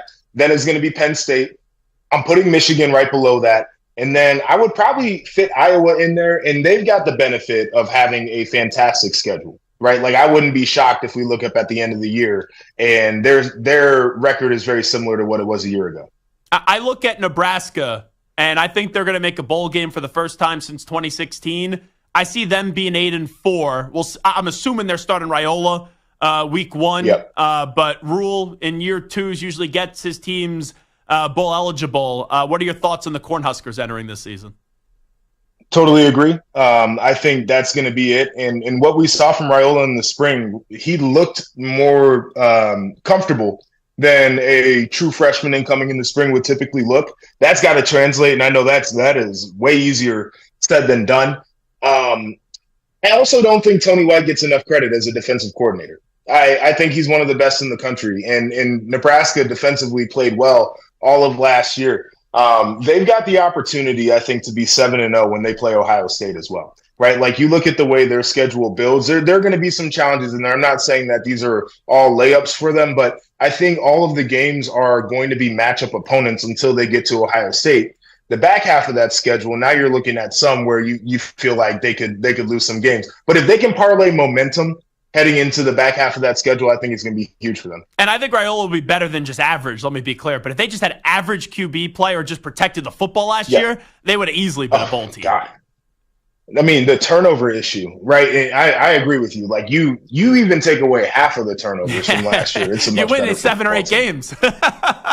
Yeah. It's crazy. All right, wrap it up with Josh Perry right now. Let's go back to Michigan. What's a successful season this year, realistically, for Sharon Moore? Oh man, that's a bit of a loaded question. First off, I think Sharon's a really good ball coach. I have no idea, man. Like, they are one of the biggest question marks to me. And like I even mentioned what they're doing with their quarterback depth chart. Like, I don't think any of us would be shocked if they already knew who their starting quarterback would be, and they're just doing that charade just to try to fool all of us and like throw us off the scent and create this mentality that nobody believes in them the same way they did a year ago, right? Like, I think that's something that they thrive in. I think they should be a 9-win team, right? I think people have said anywhere between 8 and 10 wins. I would split the difference there. That Texas game early on, I think, is going to inform us of a ton. And then they've got a couple of the West Coast teams early in the schedule. I think USC and maybe Washington earlier on in the year. I think those will kind of give us a little bit of a window, because that with the West Coast teams, it'll tell me how good the defense is and if their offense will have enough to be able to maybe match points in one of those types of games. You know who they kind of remind me of Ohio State last year, just without Marvin Harrison. Like, defensively, we know they're going to be really damn good. But offensively, I just have no clue what to expect outside of probably their offensive line is going to be good. Well, and I'll tell you this. I think Donovan Edwards is going to be a better player. I love Colston Loveland. He'll be the best tight end in the country, in my estimation. They're picking at quarterback. What they're deciding between is a guy who is safe and probably won't do a lot to lose them games in Jack Tuttle, but won't do a ton to win them games. And then Alex Orji is a guy who could do a ton to win them games, but the flip side of that is he could lose you some ball games too. Is it kind of like Jalen Milroe-esque? Where with Alabama, where last year, like early on, it was like, they benched him. And then as the season did go on, they believed in him. And look how far Alabama did go last year. I think it is. The thing that I struggle with, though, is like, I felt like even coming out of high school, Orji was more of a project tape, right? He was a 48% completion guy in high school, which is crazy. Like, Milroe was, 60 some odd percent, 4-star guy. Super raw in terms of what he was going to do, but I don't think it was as much of a project. And I think that's where I get the trepidation about Orji. Is definitely a project guy. All right, before we let you run, let me hit on 2 more brands, big brands here, Josh Perry. Lincoln Riley at USC and Luke Fickell now, year number 2 at Wisconsin. What are you expecting from the Badgers and also the Trojans here? Well, I'll start with the Trojans. It was unique because everybody asked the question, well, what about your defense? And are you guys going to be tough enough in the trenches? Can you play? And I think Lincoln Riley is fully aware of what he's coming into playing in the Big Ten. I think the defense is going to get better under Danton Lynn. I know him personally. He was an assistant linebacker coach when I was playing for the Chargers. I think he's a sharp dude. I think they've got good enough personnel. Offensively, they'll be able to put up points. So I'm not worried about their transition as much. You just got to make sure that they can figure out ways to create depth in the trenches. Wisconsin is an interesting one to me, and I had a conversation with Luke Fickell at Media Days, and I'm very close with him, but I asked him, how are your guys? And he kind of knew what I was getting at. And he said last year, toward the end of the season, there was a transformation that had to happen in his locker room that started to take effect, where the players finally started to say enough is enough. There's an old way that they used to do things where, they knew what Wisconsin was in the larger scheme of college football. And I think they were okay with that understanding. And I think Luke is now trying to get those guys to say, we don't have to just be a team that's consistently good. We're allowed to be great as well. And toward the end of the year, I think the players, it started to take a toll on them. And they finally realized that we have to change our habits to be great. I'm curious to see what that looks like now, right? Like after a full off season of having that understanding as a locker room, can they actually go out there and start to take those next steps on the field? You can watch him on NBC. He does a fantastic job with all the big games in college football. He is Josh Perry. Josh, appreciate it as always. You're the best.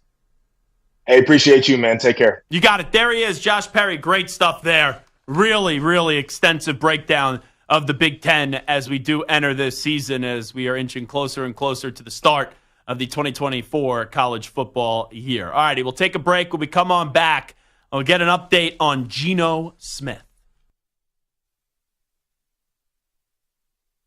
You're in a 5-minute break.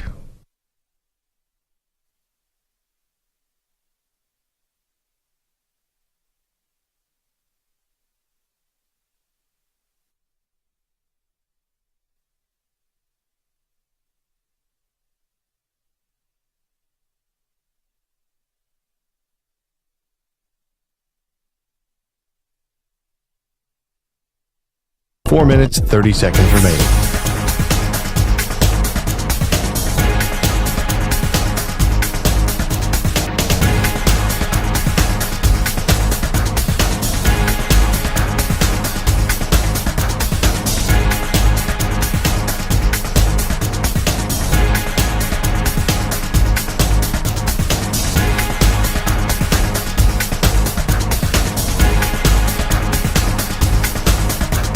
Four minutes remaining.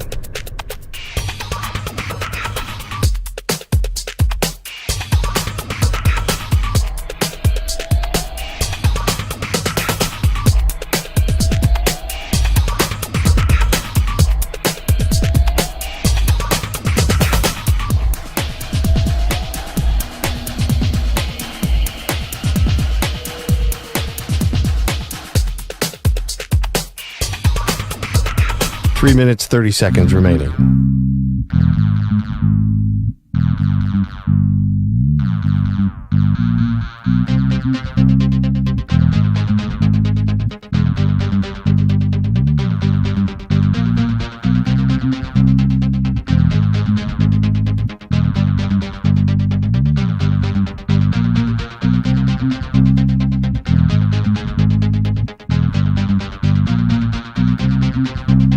Three minutes remaining.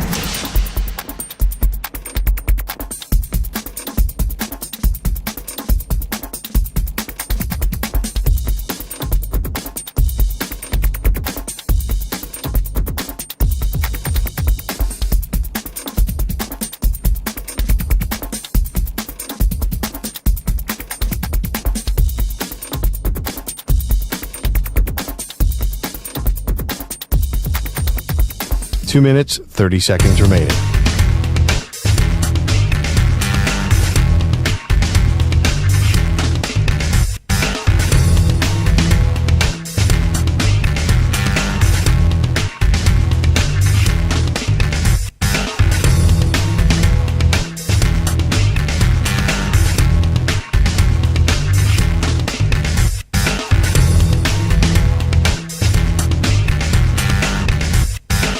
Two minutes remaining.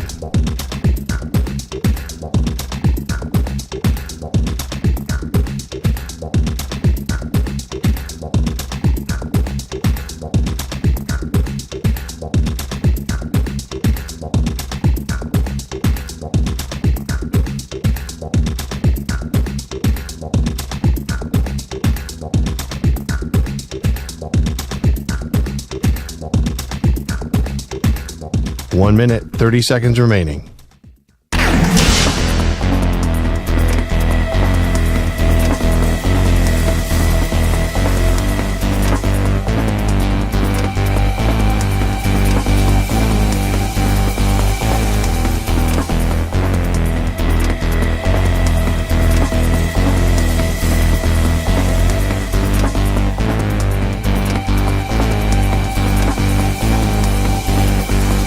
One minute remaining.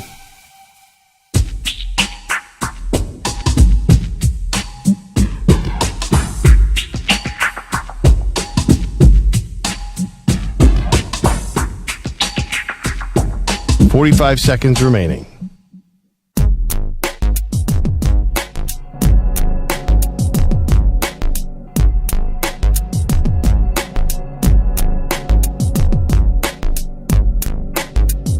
30 seconds remaining.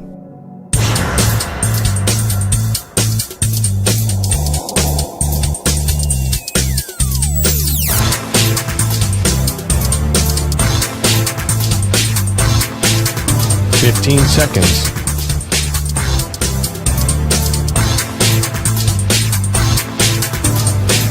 Break ends in 5 seconds.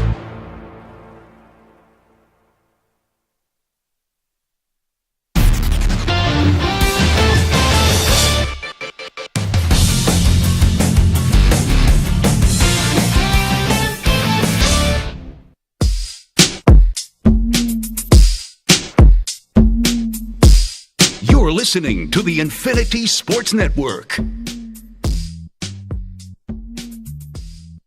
Alrighty, Zach Gelb Show, Infinity Sports Network.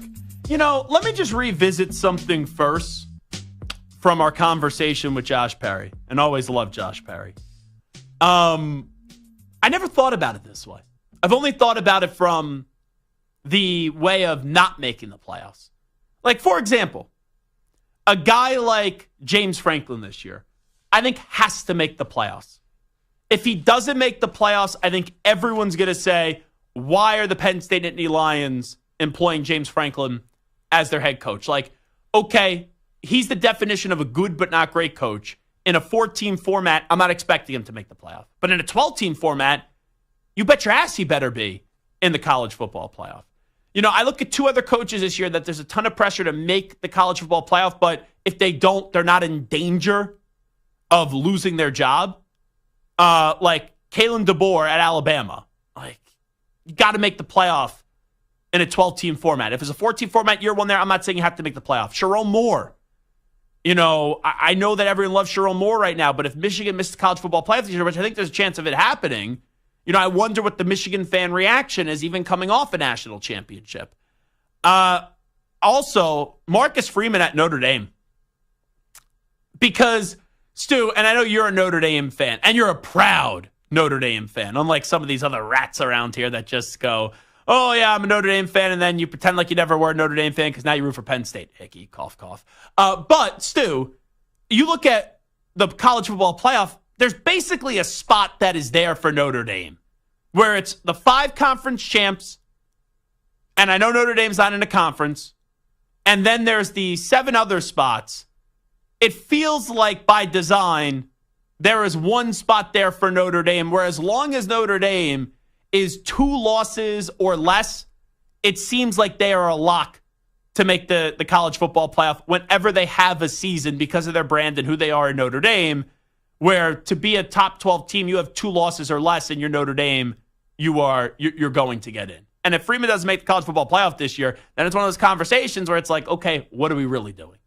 Yeah, it'd be trouble for him if he doesn't make the playoffs. I agree. And the schedule's very manageable, too. Like, they have A&M on the road, which is kind of tough. Mm-hmm. Florida State as well. USC at the end of the year. But it's not USC when it's like, oh, it's USC, it's happening. They don't have Reggie Bush and Matt Leinart anymore, all right? Yeah, but aside from that, I mean, it's a pretty manageable schedule, and if they can't get through that with 10 wins, that's an indictment on Freeman. The Notre Dame schedule this year, at A&M to open up the year, but that's Mike Elko's first game as the head coach at A&M. For sure. So I don't know what to expect at A&M. Then you have Northern Illinois, Purdue, Miami of Ohio. Louisville was a very good team last year.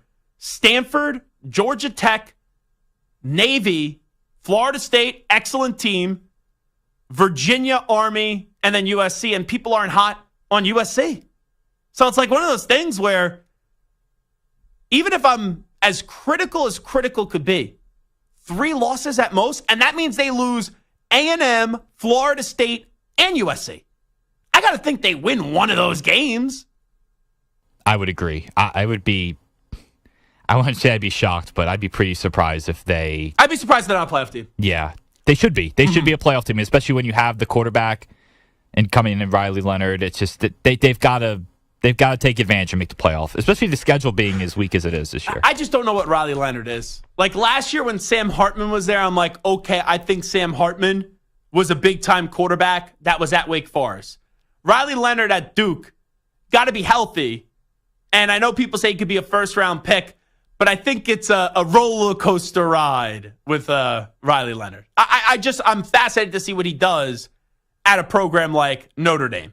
But to touch on Josh Perry's point, I've always thought about it, okay, what happens if you don't make the college football playoff? But a guy like James Franklin, if he makes the playoff and then let's say they lose a home playoff game, what's the take on James Franklin? All right, congrats. They expanded the playoff. You made the playoff, but then you go out in the first round. It would be, what it'd be like? Be very Cincinnati Bengals-like before Joe Burrow got there. Where it's like, okay, Marvin Lewis, you're in the postseason. You'd rather be in the postseason than not be in the postseason, but then can you actually do damage in the postseason? But for this year, Franklin has to make the playoff. Like if I will even say, and some call me a James Franklin hater. Some. I don't know if that's fair or not. But when it comes to James Franklin, I will not crush him if he makes the playoff and goes out in the first round. Now, there could be a decision in the game that I end up crushing, or I will be, celebrating when he goes out in the first round of the playoff. But they got to make the playoffs this year. It's a good point, though, by Josh Perry. Through time, though, you just keep on making the playoff and going out in the first round. It's not like you really advance that program much further. And outside of the Ohio State game, West Virginia, and I guess USC, this is a cupcake schedule for the Nittany Lions.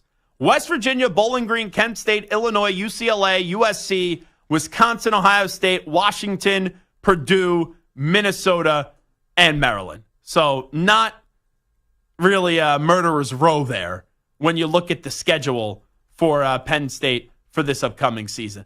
Also, since I just mentioned UCLA real quickly, did you see the shirt where it was a terrible, and I mean a terrible, moment at the podium for Deshaun Foster when he was at the Big Ten Media Days and he felt like he had to basically tell everyone who UCLA is as if he was coaching. I'm trying to think of a smaller branding. Like the Charlotte 49ers, all right? Sorry, Biff Poggi. But you saw Deshaun Foster get up there and basically just have like verbal diarrhea at the podium. So he came out to practice the other day with the shirt saying, "We're in LA," which I thought was a very good move. Because when you have a moment like that, the best thing to do is just make fun of yourself. And then everyone moves on from it. But anyway, real quickly, the update on Geno Smith. I saw Adam Schefter was all over this. There were questions about what was going to happen with the health of Geno Smith. It seems like the Seahawks did dodge a bullet. This was the first report from Brady Henderson, who covers the Seahawks for the ESPN. Geno Smith is set to undergo testing after missing the Seahawks' last two practices. My understanding is he's been dealing with hip and knee issues. Yikes, double whammy. Said Mike McDonald. He's working through a couple things from the other day, but we'll get some imaging tonight, and we will see. Adam Schefter, injury update. Testing on Seahawks quarterback Geno Smith's knee and hip injuries did not reveal anything significant, and as one source said, he shouldn't miss any time. Mark, I'll ask you this, because Geno Smith has another year on the contract at a very affordable price for what teams pay contracts quarterbacks after this season. Mm-hmm. Geno Smith 2 years ago was one of the craziest stories I've ever seen in the NFL, because after 10 years of basically doing nothing, when there was expectations on him in the start of his career, he had one of the great comeback seasons we've ever seen. And last year, he wasn't bad, but he wasn't what he was the year before. Mm-hmm. He had a little bit of a fall off, which is expected because no one actually thought Geno Smith was a great quarterback. If the Seahawks, what do you expect out of Geno this year with the Seahawks? Average to mediocre play. 8 and 9. Do I expect much? No. If they end up there getting into wild card weekend, would that shock you? Shock is strong. It would surprise me. Okay. I don't see them as a playoff team. If I said gun to your head, playoffs or no playoffs, you would say no playoffs. No. And I but think they're not that's awful. Fair. They're not a 3-win team. They're in the 6, 7, 8 win range where you're just not good. You're meh. And they got some talent. You look at the offensive side of the ball, you got the 3 wide receivers, Lockett, Metcalf, Jackson Smith-Njigba. Kenneth Walker is a very good young running back in this league. Now, there's a question on what the coach would be, but he's a defensive-minded coach coming over. You're replacing Pete Carroll. Like, I see them, 8 or 9 or 9 or 8, if bleep hits the fan, like it's a 7 or 10 team to me. But I think the question after the season is, you got a new coach in here, have 1 year under his belt. You have a lot of talent on offense. You can't say to yourself, is this the best we could do at the quarterback position? Like, you can't actually feel that with Geno Smith, and he only has a year left on the contract after this year. And I look around and I say, okay, I play the game. Who could you go get? Is there someone in the draft? All right, we did that this past year. They didn't draft anyone. Mm-hmm. And I think of the guys that are going to be available. Dak Prescott in Seattle. I've said this before, but Dak Prescott in Seattle, I think it makes a lot of sense for the Seahawks. And I think it makes a lot of sense for Dak Prescott too. If he winds up, going down that road and he winds up out of Dallas, that is one of the few spots that I can see him going. Again, you have a placeholder. You don't have the future. You don't have the past. Mm-hmm. Geno Smith is just there. This is not a knock on Geno Smith, by the way. He's an average quarterback. But when you say there's it's not like, you had 10 years worth of the great Geno Smith and you're getting the tail end. You have no real connection to Geno Smith, and he's not your future. He's just there. So at some point, they're going to have to figure out what that next step is. And unfortunately for them, when you're in that 7-win range, you struggle to find your quarterback in the draft because you're not drafting at the very top of the draft. So it's rare to get a quarterback to move that's a difference maker in free agency. Dak could be one of those few guys. And we've seen teams that have been better than Seattle. It's tough to do, but it's possible. Move up in the top 10 and get their quarterbacks. We've seen the Chiefs obviously do it. Buffalo moved up to get their guy. It's possible. Yes. They also were in a little bit of a different situation. Both teams were playoff teams, and both teams had a quarterback already there. Now, Tyrod Taylor wasn't the answer, but he was a playoff quarterback. Alex Smith wasn't the answer, but he was a playoff quarterback. And they got guys that kind of, fell into their lap, if you will. Seattle didn't have that situation. You want to keep rolling the dice so you're going to fall into it? To me, you're also not a playoff team that's perennially going to win 10, 11 games and get into the postseason, and maybe you can get a Jordan Love to slide to you. Sure. I think you're gambling, plus you're not going to be in that spot because you're going to win 7 games. Here's the thing, though. Everyone's going to talk about Dak because if he wants to, he could be a free agent next year with the no And there's not a lot of good contract. quarterbacks that hit free agency. The name that no one's talking about, it's Kirk Cousins. Because Kirk is in Atlanta on a 4-year deal. He gets through this year. He plays well. Michael Penix Jr. is not a 20-something-year-old quarterback, and he's ready to play. I think the Falcons want to see Kirk there for 2 years, but if Kirk doesn't want to be there, and let's say the Falcons are a playoff team and they win a playoff game this year, I know that there's 3 more years on that contract, but you could get something for Kirk Cousins and then start your future a little bit earlier than what you probably wanted to. Yeah, I'd have to look closer to that contract. What is it? How much is it guaranteed? Because Kirk Cousins was always the king of all of it's guaranteed. He gets all of them. He didn't get that with this one. So is it after 2 years where they can move on, where it's a little easier? Can they trade him? The $180 million that is in the contract, $100 million of it is guaranteed. Now, I know dead cap isn't as simple as we once thought it was. Right. That's what I mean. So on the surface, on Spot Rack, the dead cap for next season would be $65 million. Now, before you say you can't do it, what are you paying Michael Penix Jr. No, right I get now? that. He's the guy. But then you're out from under? You're completely out from under? No. So the year after that would be 25, and the year after that, the final year of the contract, 12.5. So there is more. Plus, then it's what is the other team that's picking him up? What are they taking, and how much are they going to wind up being able to absorb into this? So it's a little bit more complicated. We'd have to look at all the different things. But you're talking about taking a $65 million cap hit off yourself. Then you could go, well, I could digest it because I don't have to pay Penix, and I've already paying Penix, so it doesn't really matter, and I don't have to add more to it. But then if you're Seattle, I'm giving you what? To take a guy that's 36 years old, roughly, and still has $100 million left on his contract? Fair point. I don't know if I'm going down that road if I'm Seattle, because I'm not ready to take that next step to be a perennial winner. Kirk Cousins would have to be a guy that you would insert and go, we could win a title. Sure. Think like the Jets last year with Aaron Rodgers. We'll take the contract because we can win right now with this guy. You better be in that spot to take Kirk Cousins. And we know this with Kirk Cousins. I think he's a very good quarterback. Sometimes underappreciated. I don't think he's a Super Bowl quarterback. And again, but you would have to feel like you're Kirk Cousins away from getting there to make a trade where you're not giving up much, but you're willing to absorb that type of contract. Those two names, I think, are the most fascinating for way premature conversation. Yeah. Next offseason. Dak has the ability to be a free agent, and then Kirk, if he just says, yeah, I don't want to be there anymore.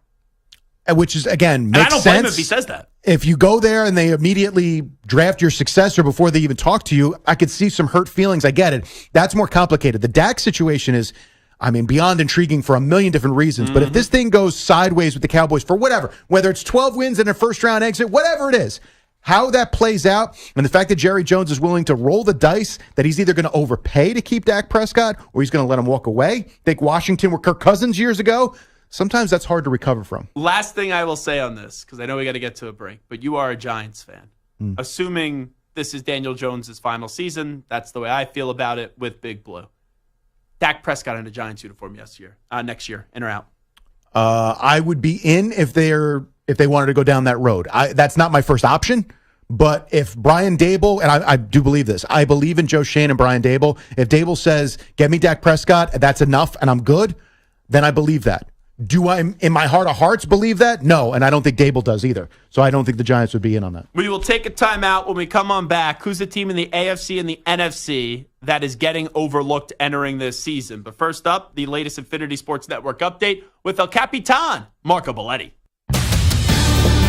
Infinity Sports Network Sports Flash. Zach, you just mentioned that Geno Smith shouldn't miss any time after missing the last couple of practices. Knee and hip tests, though, didn't show anything significant. Steve Kerr is still feeling the heat due to the lineup combinations at the Olympics. Of course, Jason Tatum didn't play the first one, started the next one. Joel Embiid didn't play in that one. But Devin Booker's remained a constant in the starting lineup, and Kerr explaining a big reason why. Such a big scorer in the league, but just like in Tokyo, he's adapted to being an on-ball guy, ball mover. The offense clicks when he's out there. The defense is really good. That's why he's started every game and seems to be good with any combination. Now, as for Team USA, set a new world record of the 4x400 mixed relay. Team USA Soccer eliminated quarters, fell to Morocco 4-0. Mike Trout found another season wasted, done after a second meniscus tear. GM Perry Manassian, very optimistic that this is a small bump in the road for the 33-year-old. I think he's going to come back. He's going to hit 70 home runs and win the MVP, and I believe that. So he's somebody that we're going to miss, obviously, the last 2 months not having him in the lineup, but he's going to still be in the building. He has an outstanding way about him, a positive effect on our young players, and his presence is important. One game on the scoreboard, Cubs lead the Cardinals 5-1, bottom 8. I'm Marco Belletti. This is the Infinity Sports Network. Follow us on Instagram. Our handle is Infinity Sports Network. That's Infinity Sports Network to follow us on Instagram.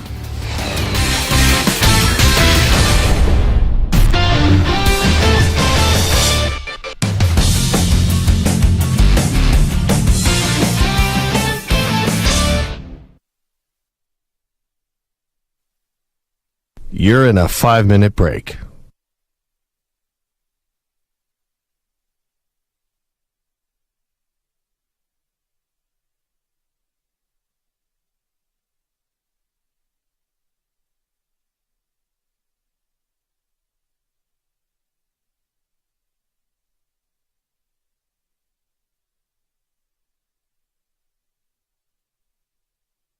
Four minutes, 30 seconds remaining.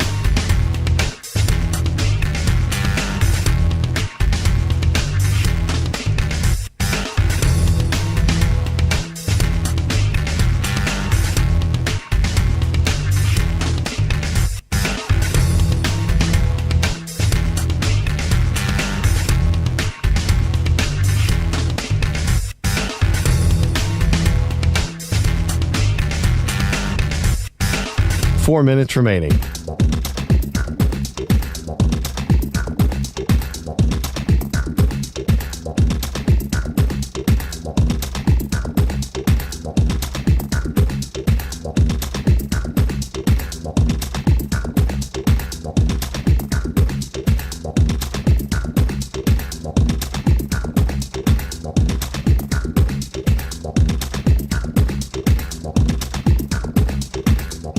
Three minutes, 30 seconds remaining.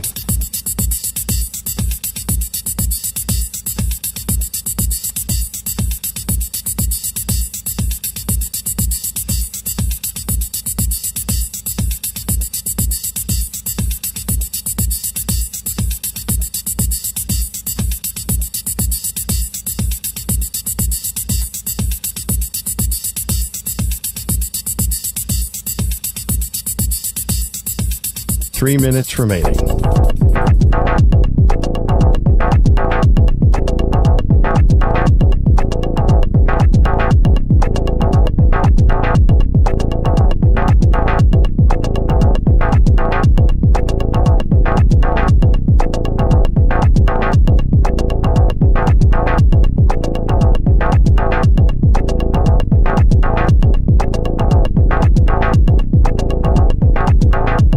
Two minutes, 30 seconds remaining.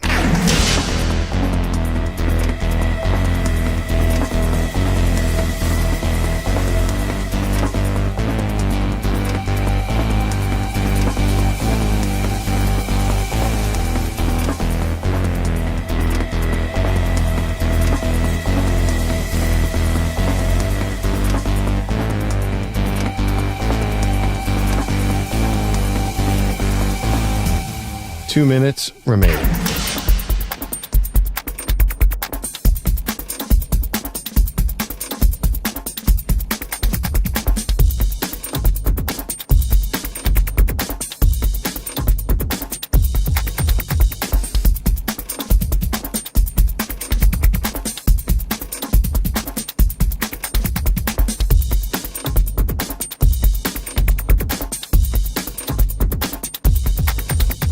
One minute, 30 seconds remaining.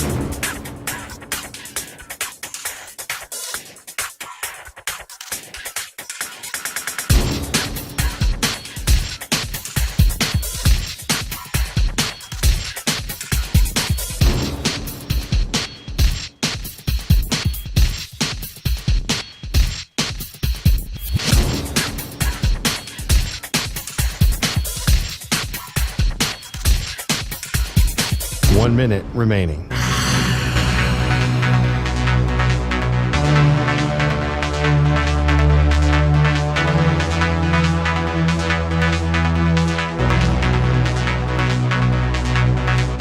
Forty-five seconds remaining.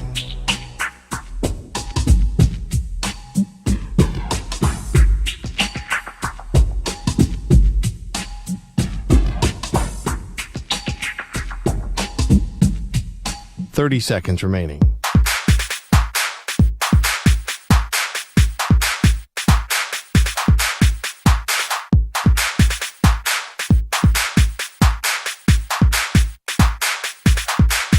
Fifteen seconds.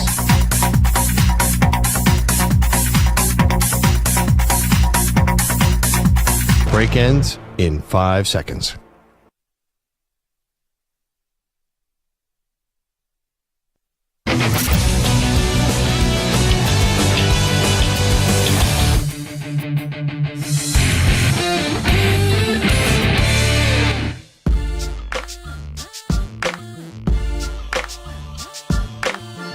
You're listening to the Infinity Sports Network.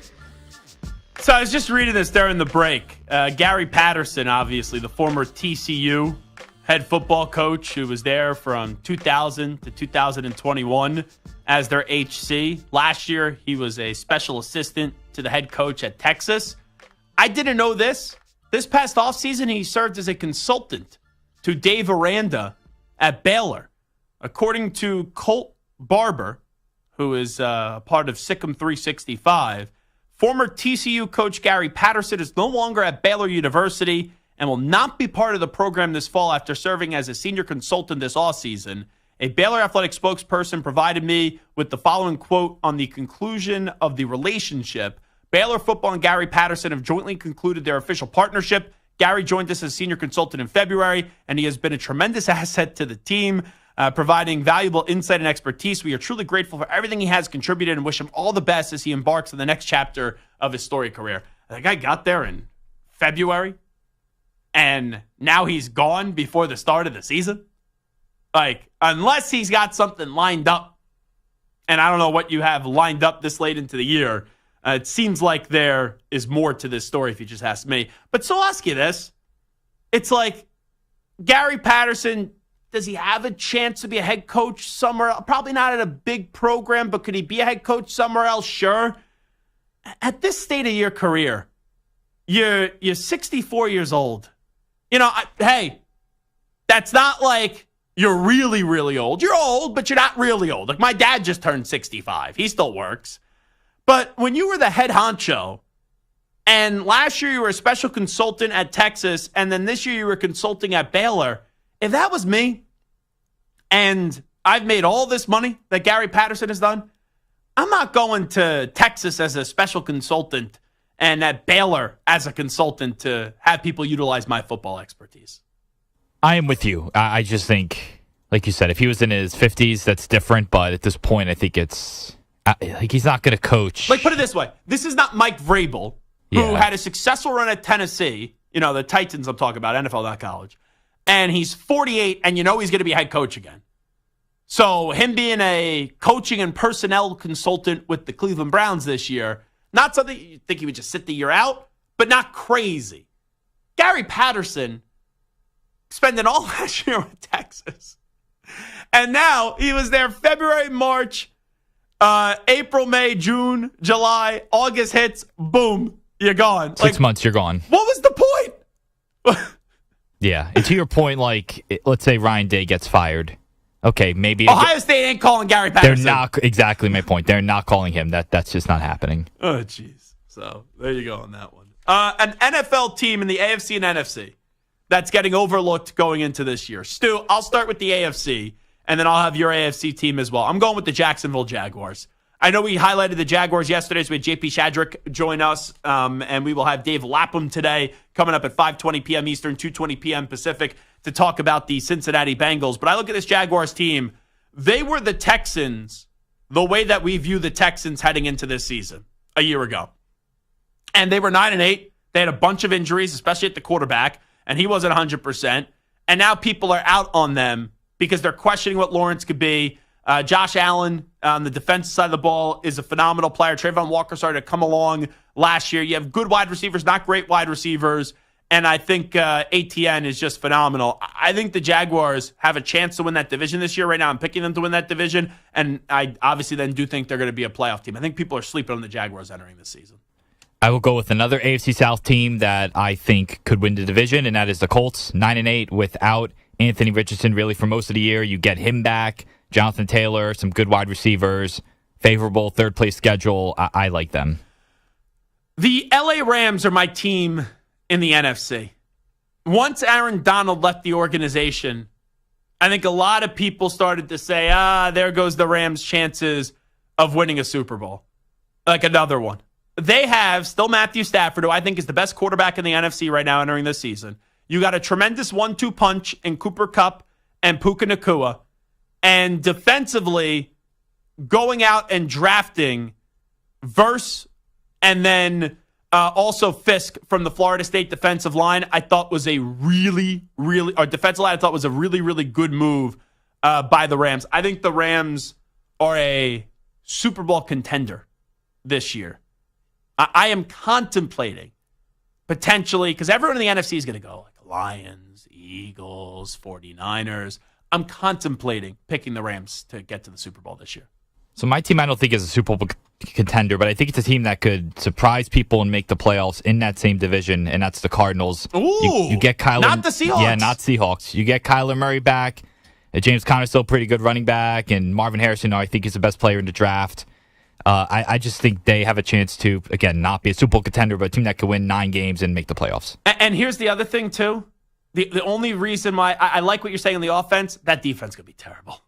That defense is really bad. Yes. There's not a lot on that defensive side. Do you know where Blake Corum got drafted, if I just asked you and put you on the spot? Chargers, right? L.A. with the Rams, though. L.A. Right. Yeah. You give Sean McVay Blake Corum, too, with what he already has on offense. That's another good piece there. Definitely another good piece. All right, I saw a question today on a few players that are currently in the league and will they end up making the Hall of Fame, the Pro Football Hall of Fame. I'll give you my responses to those 7 or 8 players when we come on back.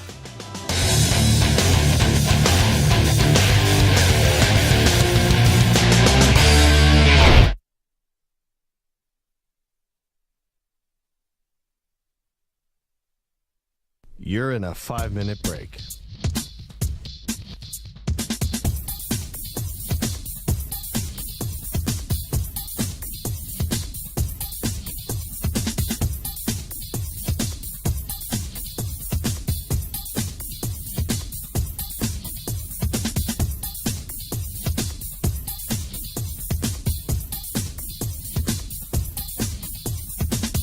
4 minutes, 30 seconds remaining.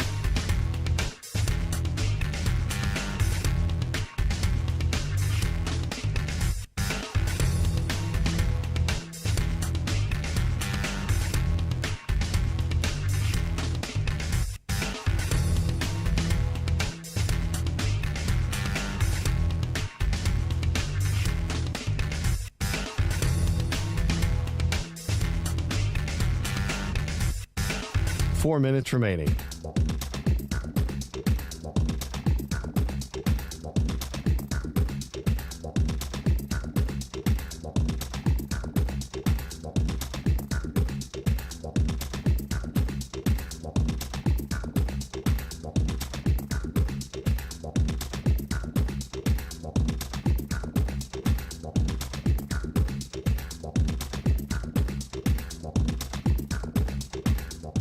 Three minutes, 30 seconds remaining.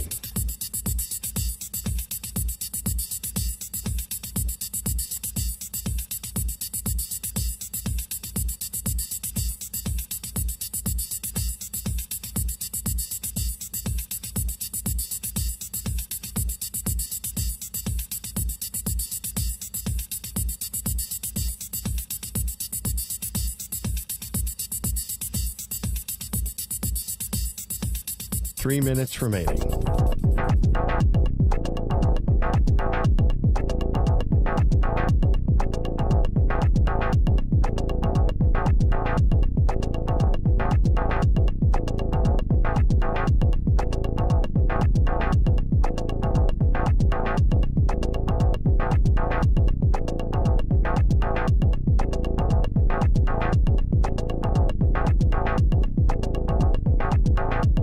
Two minutes, 30 seconds remaining.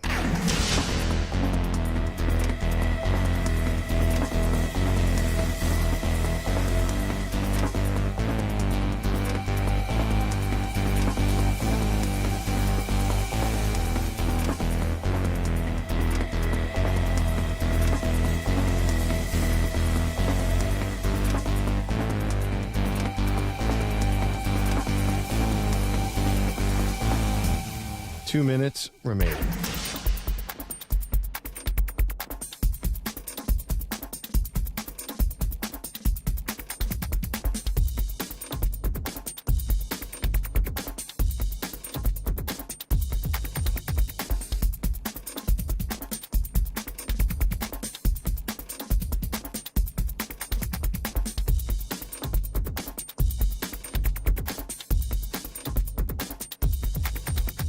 One minute, 30 seconds remaining.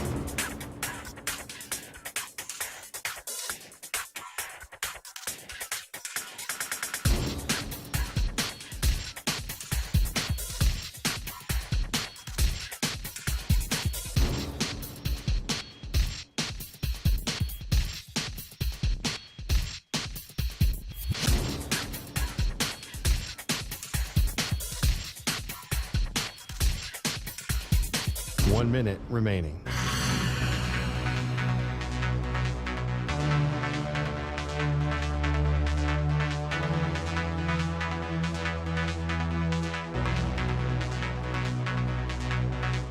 Forty-five seconds remaining.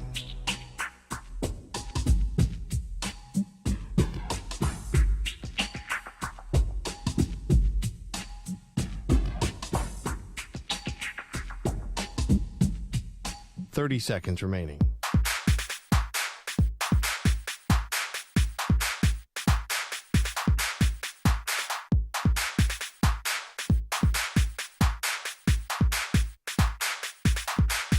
Fifteen seconds.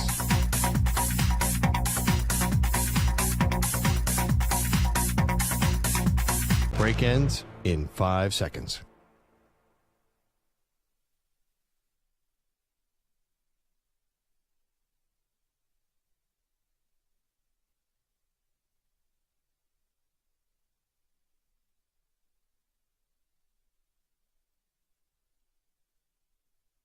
To infinity and beyond. He's live. He's nationwide. This is the Zach Gelb Show.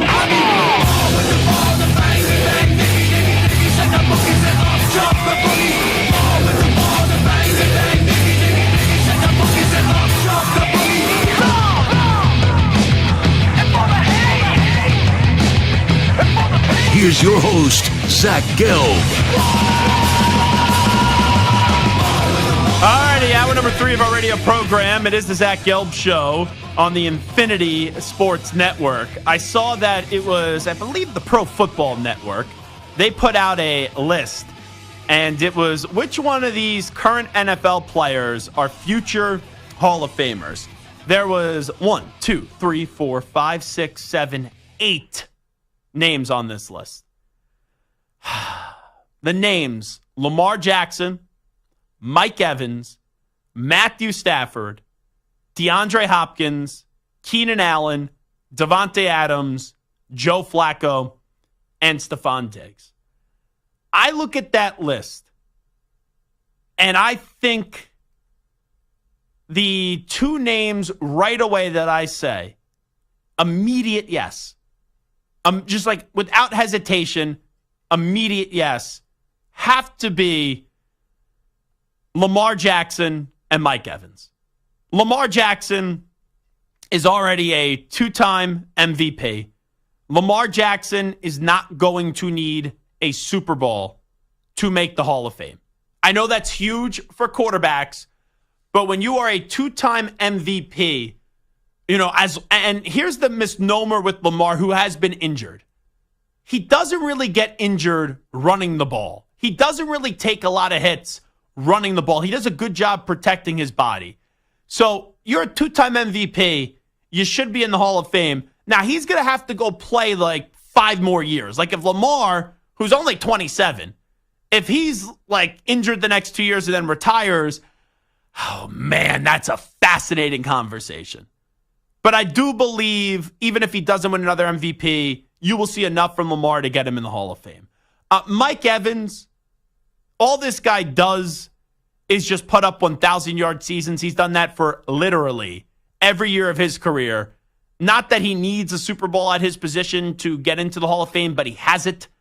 And he's someone that is going to have well over 100 receiving touchdowns in his career. Currently, he's at 11,680 receiving yards and 94 receiving touchdowns. So, out of that list, the immediate yeses, like without hesitation, it's Lamar and it's Mike Evans.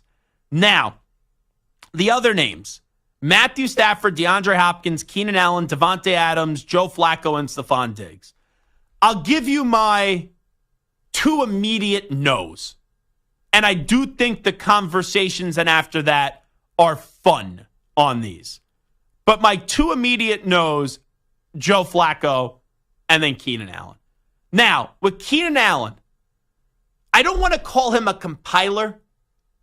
I think that's disrespectful to Keenan Allen. But when you are the guy that everyone's like, oh, he's the most underrated wide receiver in football, that means you are a lot better than what people think. But I think that's people's way of saying you've never been really recognized as all-time great. And let's remember, the standard for the Pro Football Hall of Fame, sometimes it is, sometimes it isn't, should be, oh, you're an all-time great. Keenan Allen is a very, very, very good player. I love Keenan Allen. But did I ever look at him and say, that's a top 5 receiver in the NFL? No, I haven't. And I understand he has over 10,000 receiving yards already in his career. And he's had some injuries too. So that's why I wouldn't call him a compiler, to be fair. Like, he's had a very good career. But there's got to be a separation when you're talking about the Pro Football Hall of Fame, which should be reserved for immortals. And Keenan Allen, to me, is just very good, but not an immortal. And Joe Flacco's a no. That's a no for me, dog. Hey, Joe Flacco has had a career that a lot of people would want to have. Super Bowl champion, Super Bowl MVP. But the talk of Joe Flacco being elite, right, is not in seriousness. And he even talked about that when he joined us on the show. Even his friends would joke around with him like, are you elite? Are you elite? It's done in a joking way because Joe Flacco isn't an elite quarterback in the NFL. But he's had a career that a lot of people would want to have. So when you go through this list right now, Lamar Jackson, I think, will be a Hall of Famer one day. Mike Evans, I think, will be a Hall of Famer one day. Joe Flacco, no. Keenan Allen, no. So that leaves me with this list that Pro Football Network put out there. Matthew Stafford, DeAndre Hopkins, Davante Adams, and Stephon Diggs. The receivers are so tricky because there's a lot of receivers that are really good, borderline great, that aren't in right away, or they have to wait years and years and years before they do get in. I think from the receiving perspective, Stephon Diggs is a fascinating one. I don't think Stephon Diggs is a Hall of Famer. I don't. He's 30 years old now. He's starting to slow down. He could still be easily a 1,000-yard receiver. So far, he has 9,995 receiving yards and 67 receiving touchdowns. Did wonders for the career of Josh Allen. But I think Stephon Diggs, and what people forget about Stephon Diggs, when he was in Minnesota, I think now people go, oh, yeah, he was great in Minnesota. He was the number one wide receiver in Minnesota. He had 2 seasons in Minnesota where he had over 1,000 yards. Like Stephon Diggs, I think people forget this part of the conversation. When he forced his way out of Minnesota to Buffalo and got traded to Buffalo, it wasn't a slam dunk that Stephon Diggs was a number 1 top 10 wide receiver in this league. Because you could be a number 1 wide receiver on a team and not be a top 10 guy in the league. It was Stephon Diggs is very good. Can he be great in Buffalo? And now, to his credit, he was great in Buffalo. But I don't think the longevity of greatness is going to be there. Because he was very good in 2018, very good in 2019, and then great 2020, 2021, 2022. I don't think the longevity for Stephon Diggs is there for him to be a Hall of Famer. Now, we continue to plow through this list. So I already gave you Lamar Jackson, yes, will be a Hall of Famer. Mike Evans, yes, will be a Hall of Famer. Keenan Allen, no, won't be a Hall of Famer. Stephon Diggs, no, won't be a Hall of Famer. Joe Flacco, no, won't be a Hall of Famer. The 2 other wide receivers before we get to Matthew Stafford, which I think is the most fun of the conversation. DeAndre Hopkins and Davante Adams. Neither will be first ballot. Let me say that. DeAndre Hopkins, though, is a 3-time first-team All-Pro. DeAndre Hopkins, who is 32, has already eclipsed over 12,000 receiving yards.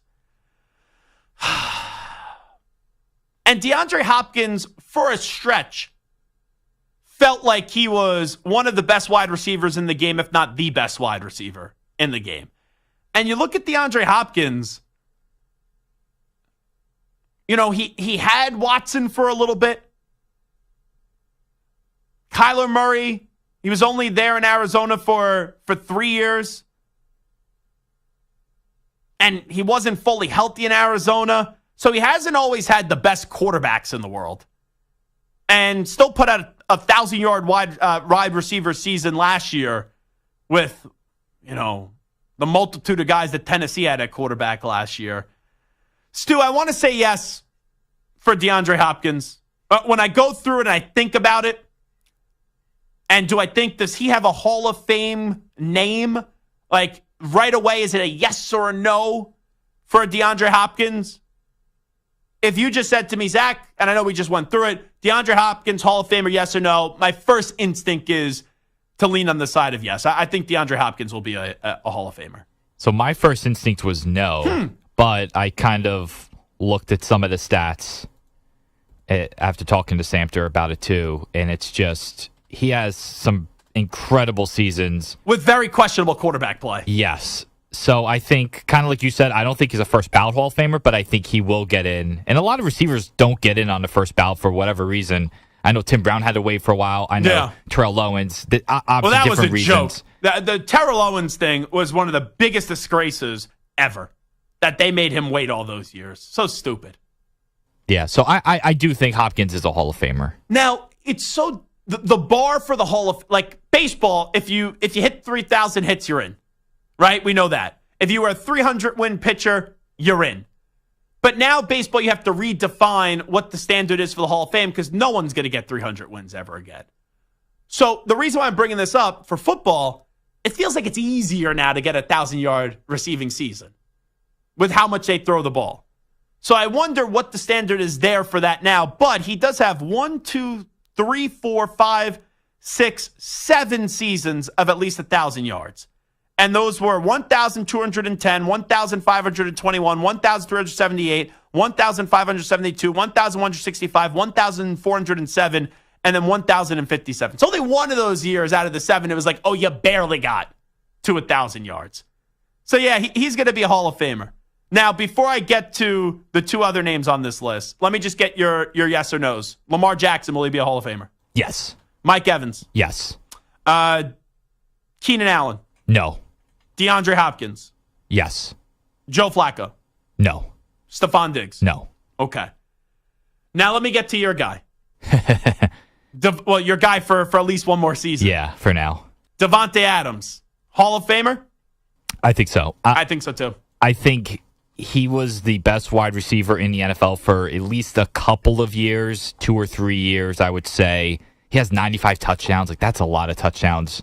I do think he is a guy that eventually gets in. Not first ballot, but gets in eventually. The question is, does he have enough Hall of Fame seasons? Because early on in his career, he spent 1, 2, 3, 4 years in the league before having his first 1,000-yard season.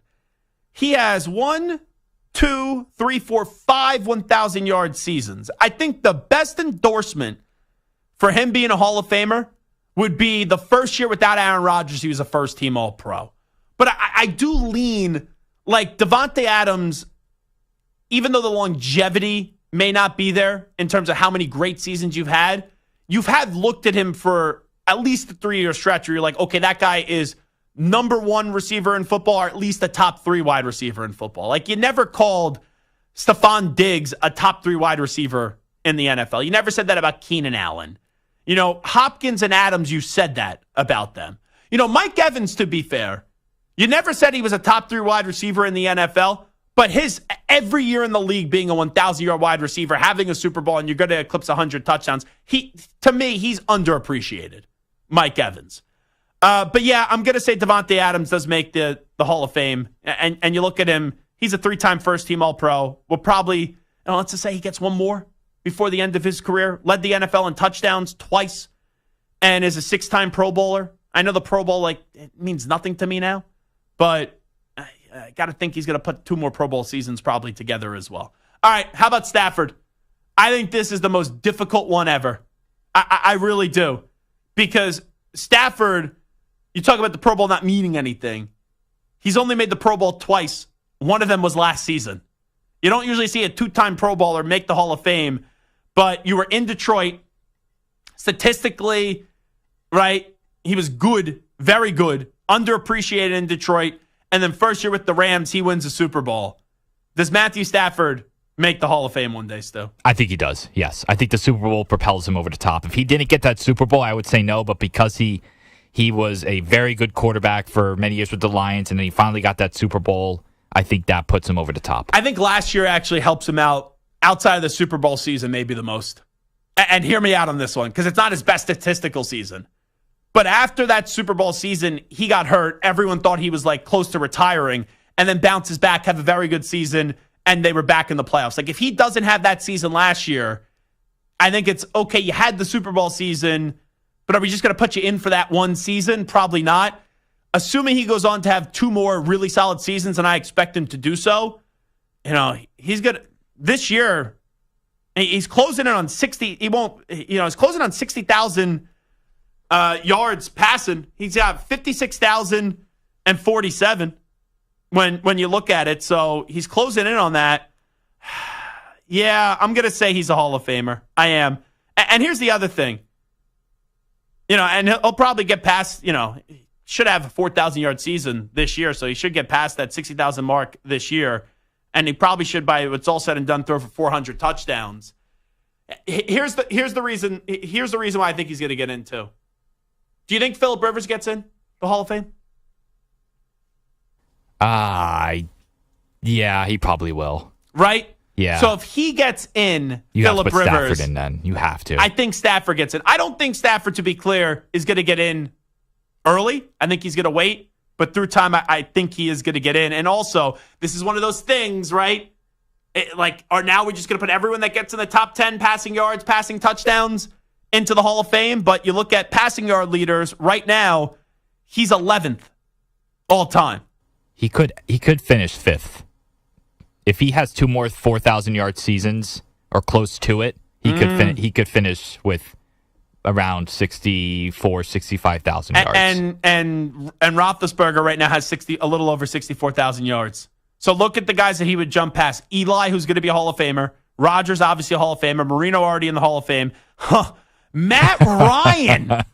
I would never have thought that. No. I did the Ice Bucket Challenge with him. I don't think Matt Ryan's getting in the Hall of Fame, though. Phillip Rivers, though, I think he is. Big Ben, yes. If you're 5th all-time in passing yards, it's tough to not put you in the Hall of Fame. It really is. So we'll see how the career ends, but you think he's going to be there. And then let's see where he is on passing touchdowns, just real quickly. He's 11th as well on passing touchdowns. So let's say if he moves up that list, Eli, he'll pass him this year with 366, Matt Ryan with 381, Big Ben 418. Yeah, he's going to be top 10 in both those categories when it's all said and done. So, yeah, he probably does get in the Hall of Fame, just as long as he gives you 2 more really good seasons. Okay, Zach Gelb Show, Infinity Sports Network. We will preview the Bengals with Dave Lapham next. You're in a 5-minute break.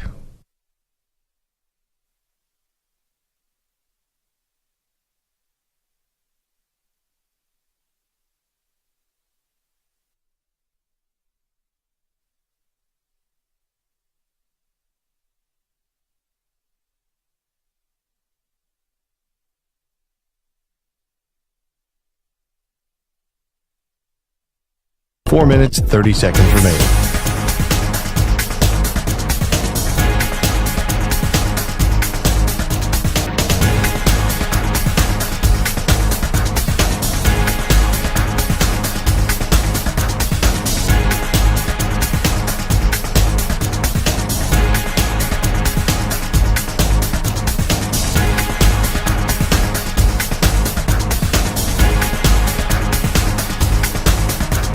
Four minutes remaining.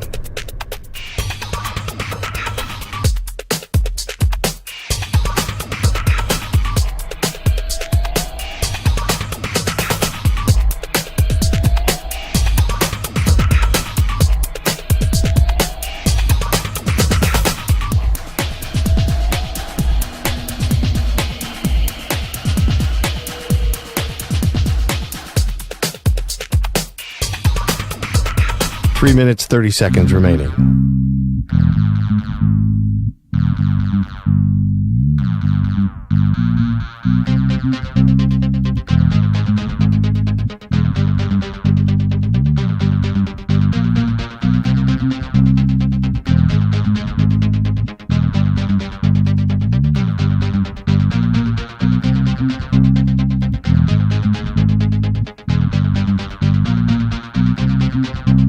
Three minutes remaining.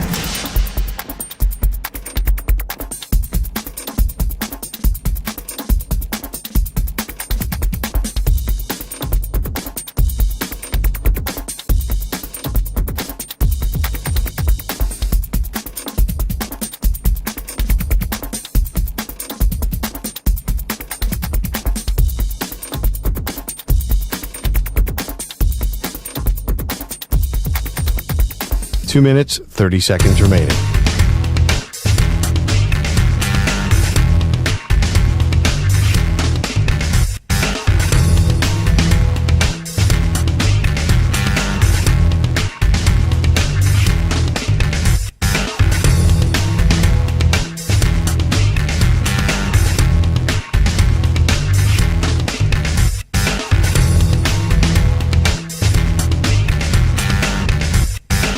Two minutes remaining.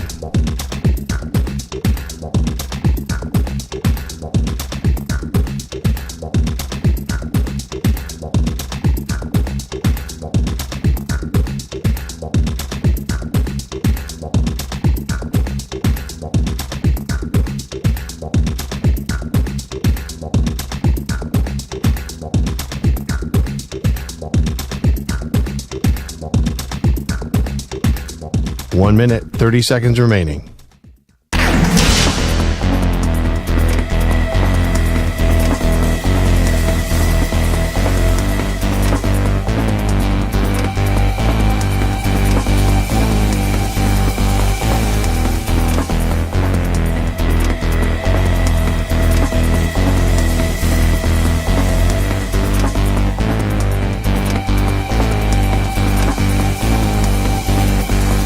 One minute remaining.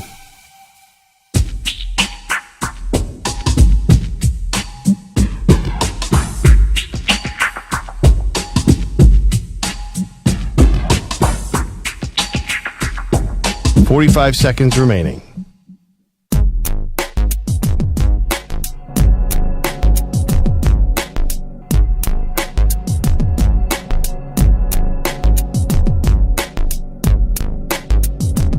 Seconds remaining.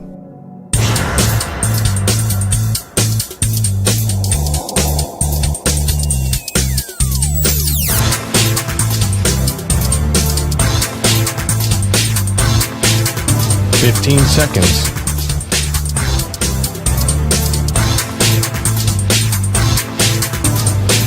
Break ends in 5 seconds.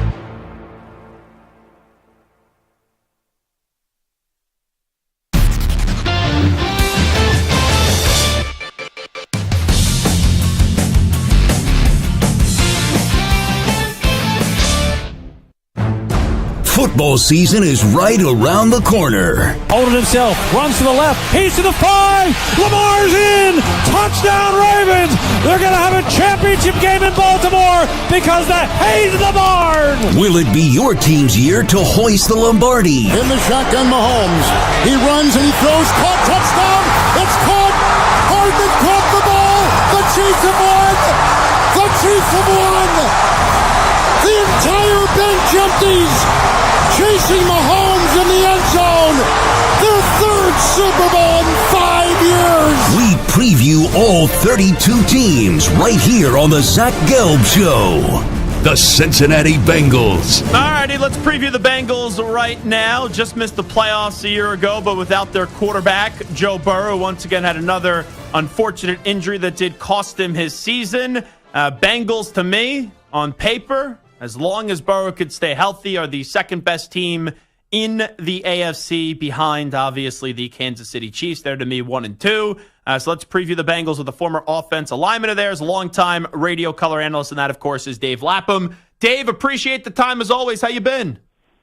Pretty good, Zach. How about yourself? Appreciate the time as well. Yeah, no, I've been fantastic. So we'll get to the wide receivers in just a second, but we know you are a football guy. I'm a football guy as well, and sometimes we don't appreciate this unit as much as people should, but when you look at the Bengals, you know it starts all up front because the quarterback keeps, unfortunately, getting hurt. When you look at the big boys up front of this offensive line, where's your confidence with this unit entering this season?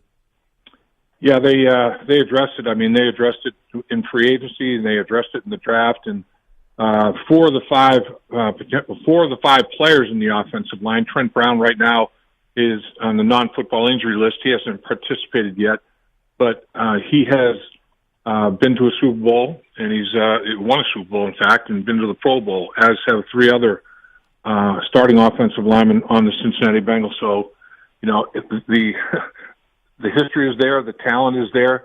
They know what it takes to get to the big game, to win the big game. Individually, they've accumulated Pro Bowl honors, so it's a matter of gelling, playing together. They are huge, no question about it. They are the Cincinnati skyline. I mean, they're all 6'8". The 3 tackles are 6'8", 350 to 375 pounds. They range. I mean, it is just, it's incredible how big this unit is. And you're right. I mean, the key is Joe Burrow. I mean, when Joe Burrow has been healthy, his senior year at LSU, they won a national championship. He won the Heisman. The 2 years he's played more games than almost all the football games. In fact, 1 year he did get all the football games. And I mean, those years they went to the Super Bowl, won an AFC championship. You know, and so you know that's what they're all about. It's all about keeping number 9 healthy. I mean, this guy is productive, and he's worked hard, Zach. I mean, he's put on a good amount of weight, and it's all good weight. And he's bigger, stronger. The ball is coming out of his hand exceptionally well. He's always been accurate. He's kept that accuracy. I think it hasn't cost him a bit in terms of his movement and his speed. In fact, I think he's a little bit more explosive and powerful. He did everything he could to get ready for this season. There's no question.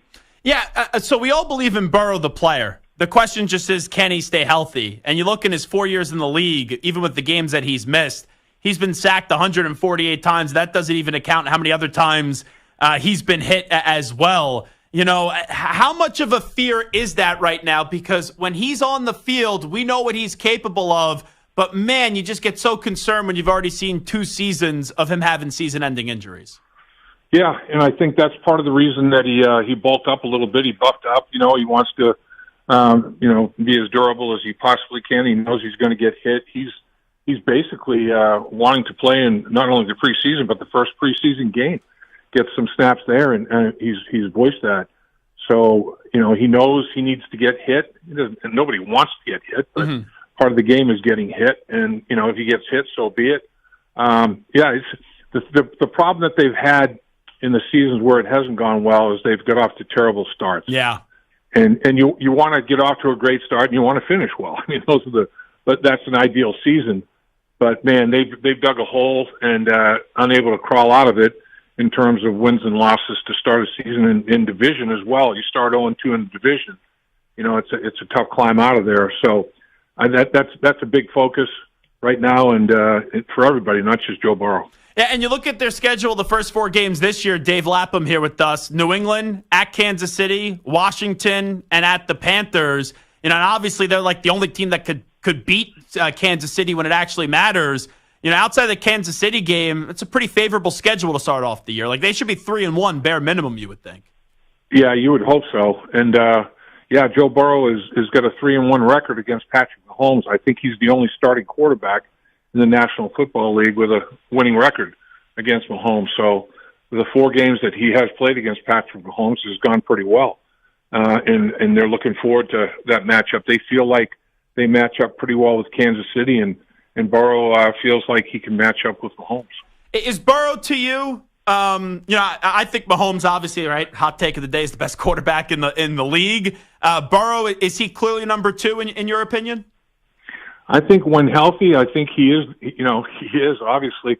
Today was a great example. I mean, they went team period today was unscripted. In other words, offense coaches call a play, defensive coaches call a defense, and they didn't talk about it beforehand and script 15 plays.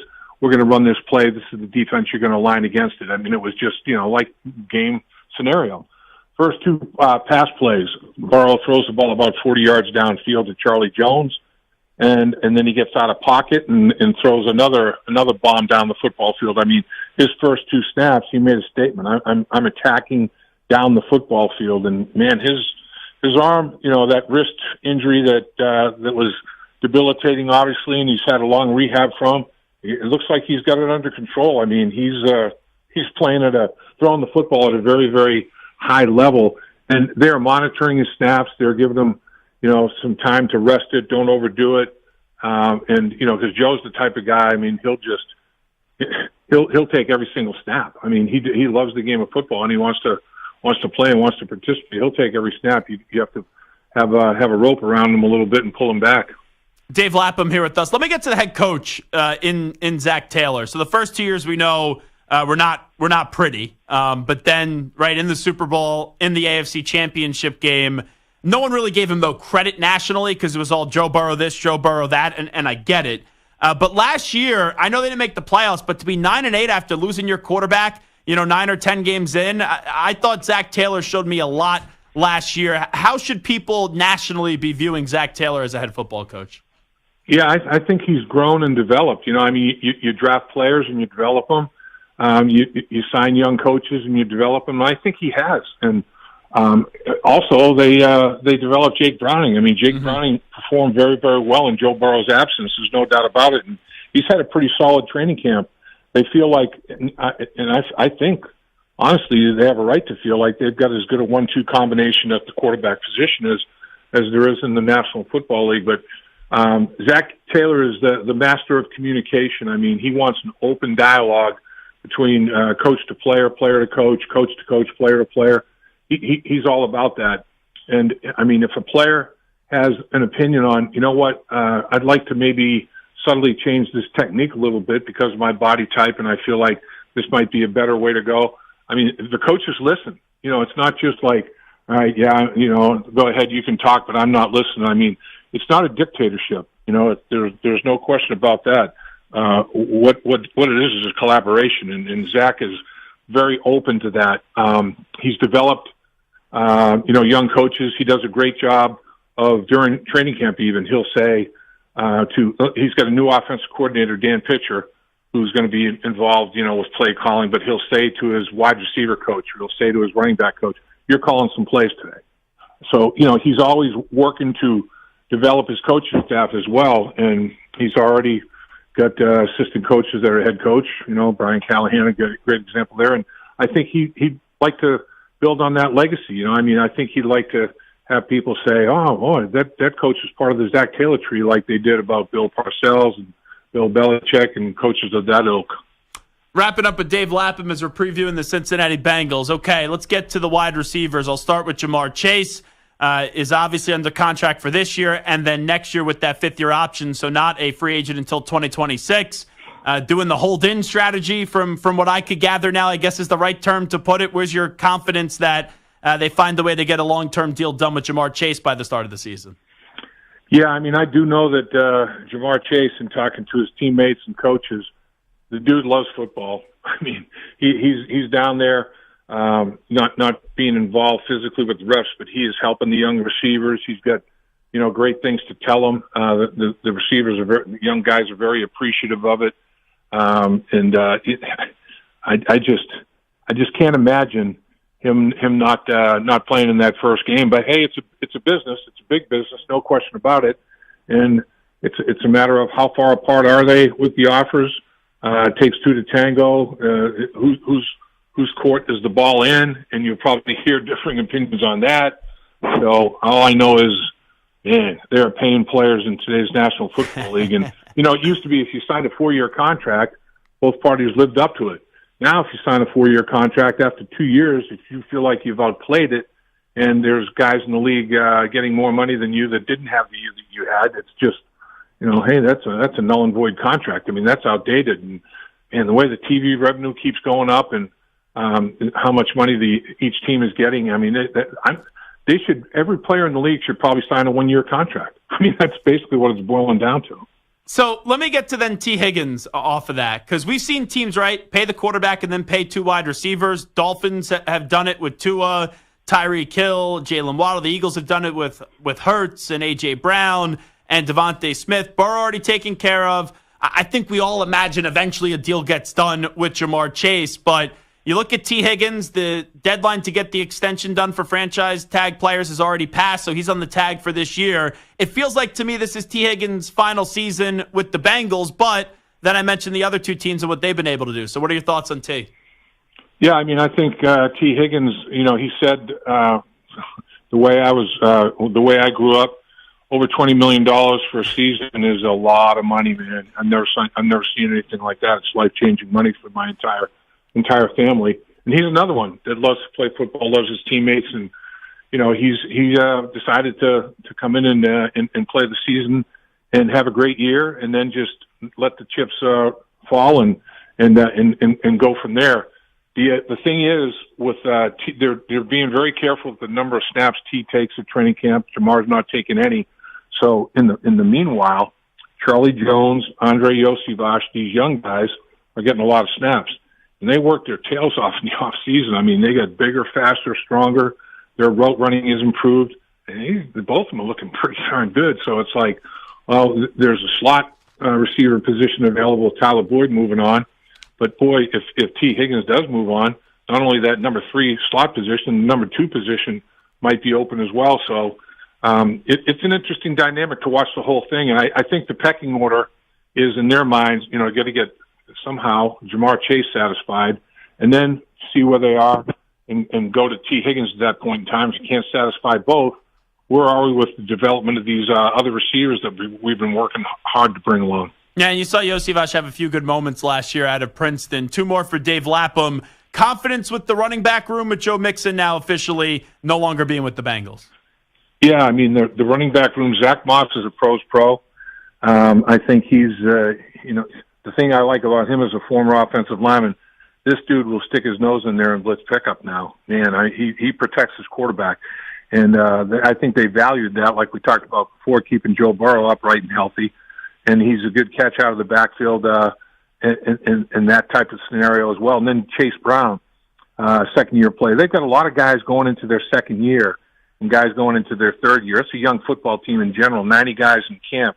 There's only one player that's in his 10th year, and that's Trent Brown, who's not participating right now. But, I mean, they've got 75 players with less than 5 years or less experience. I mean, there's a young football team and at the skill positions as well. And Chase Brown now, this guy, he did a heck of a job in the off season getting himself bigger, stronger as well. And he's got unbelievable speed, breakaway speed. And he worked on his route running. So I'm telling you, man, with what they've got at the receiver position and the tight end that they've got Mike Gesicki, and then now you've got a back that can run routes and has got breakaway speed. There's going to be a mismatch somewhere for Joe Burrow to take advantage of. And you can line up with a 2 tight end set and put those guys before the snap of the football, just put them out, detach from the line of scrimmage, put them in the slot. You go from 12 personnel to 20 personnel, and the back you have in the backfield is a guy that can run and catch it. Man, they can't substitute. You get matchups with mismatches with safeties and linebackers potentially. I mean, it's going to be interesting to watch how this whole unfolds. Dave Lapham here with us.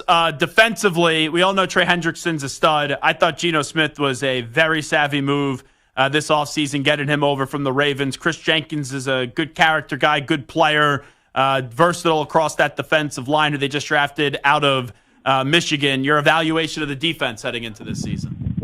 Yeah, I think when the Bengals had great success with Lou Anarumo's defense, they had Bates and Bell back there. And Jesse Bates has since moved on. Obviously, Von Bell had moved on. Von Bell is back. And Von Bell is the ultimate communicator. I mean, he sees it and communicates it as well as I've seen. It's already made a huge difference in the back end. Geno Stone out of Baltimore, like you talked about, is a guy cut from that cloth. So last year they gave up way too many big plays. And a lot of it was because, man, didn't recognize it fast enough and get it communicated fast enough, and there were assignment errors. So I'm looking forward to, some adjustment there. Defensively, I feel like there's depth. A guy that's, I think, going to make a lot of noise as an interior pass rusher is Sheldon Rankins that they signed in free agency. This guy can, DJ Reader, great run stuffer, provided some pass rush. This guy, his primary deal is provide that interior pass rush, and you can play the run as well. So their strengths are kind of opposite, but it's gonna be interesting to see what they can get done defensively and not give up so many explosives. I mean, that just destroyed them. And honestly, they've got rotations at defensive line, in the secondary, wide receiver, running back. I mean, there's a lot of depth and versatility on this football team. And it's going to be very, very interesting to see as the season unfolds how the snaps are shared. He is the former Bengals offensive lineman, longtime radio analyst. Does a great job, as always, Dave Lapham. Dave, we hope you have a few things to scream about this year, because we always enjoy playing your calls and hearing you with the emotions in the background, like the way that you do it, and then also Scott Zolak in New England. So we're hoping we have a lot of moments like that this year. Yeah, I'll tell you, football's a lot of fun, and sometimes the passion gets a hold of me, but it's funny. I can almost transform or transition myself down to the field when I'm watching some of this stuff, and it's crazy. It's awesome. Be well, Dave. Thank you. Appreciate it, Zach. Thanks. There you go. Dave Lapham joining us. Extensive breakdown of the Cincinnati Bengals. As to me, if it's not the Chiefs, I put my money on the Bengals to get to the Super Bowl this year. I think that's most people's 1-2 in the AFC. Okay, we'll take a timeout. We come on back. Stu's got a few questions for me. I'll give you a few answers. Do onside, offside. Here is El Capitano, Marco Belletti, with the latest Infinity Sports Network update. Infinity Sports Network, Sports Flash. Zach, health is always the biggest fear of training camp, so the Seahawks breathing a sigh of relief after imaging didn't show anything significant for Geno Smith. Knee and hip testing, as Geno is not expected to miss any time. Panthers backup Andy Dalton set to miss a couple weeks thanks to a quad injury. 36-year-old may not be available for the preseason, leaving Carolina in position to likely find another quarterback to work behind second-year starter Bryce Young. Giants, they're in the hands of Daniel Jones after failing to move up to get another quarterback in the draft. Jones coming off a torn ACL, but head coach Brian Daboll's impressed with how he's looked thus far. He feels good. I've talked to him about different things. Hey, scrambling, make sure you feel comfortable out of the pocket, make sure you feel comfortable moving up in the pocket, making plays with your feet. He's been right on track. I mean, it's pretty impressive to me in terms of you have that injury. This is where he's at. This is what he's looked like physically. I'm proud of him. At the Olympics, Team USA set a new world record of the 4x400 mixed relay. Team USA Soccer eliminated quarterfinals by Morocco. And baseball won matinee game as the Cubs bounced the Cardinals 6-3. Christian Bethancourt homered and knocked in 3. Eric Fetty took the loss in his Cardinal debut, 5 runs over 5. I'm Marco Belletti. This is the Infinity Sports Network. Follow us on X. Our handle is INF Sports Network. That's INF Sports Network on X.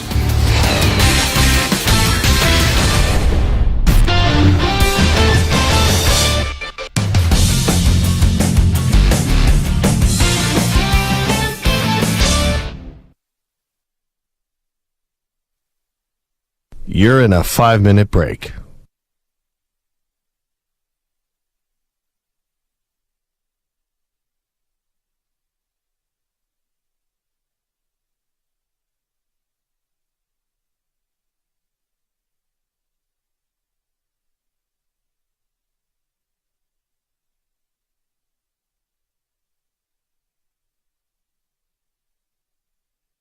Four minutes, 30 seconds remaining.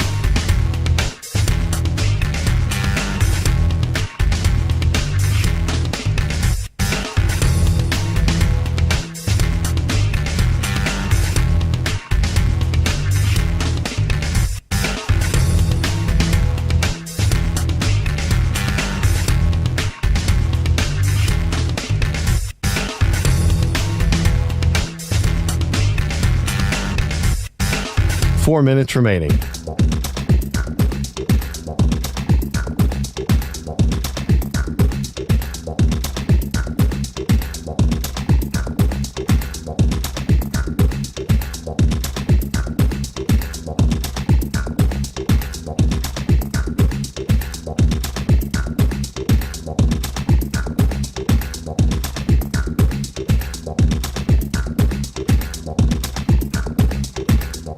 Three minutes, 30 seconds remaining.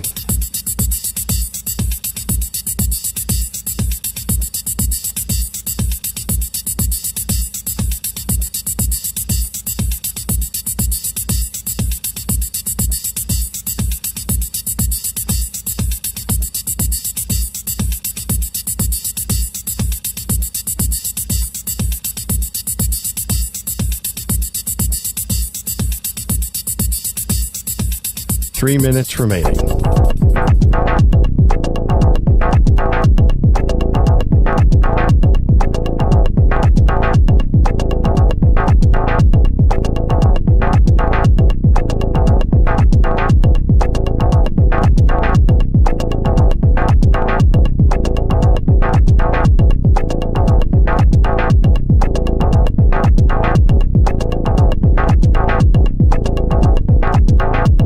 Two minutes, 30 seconds remaining.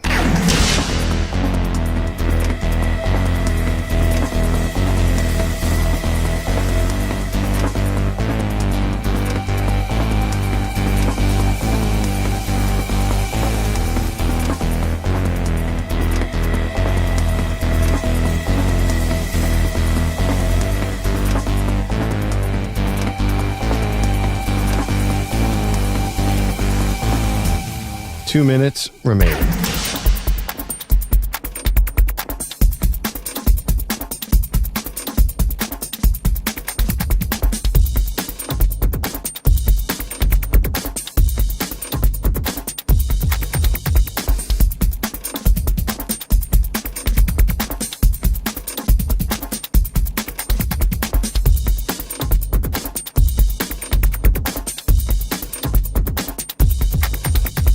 1 minute, 30 seconds remaining.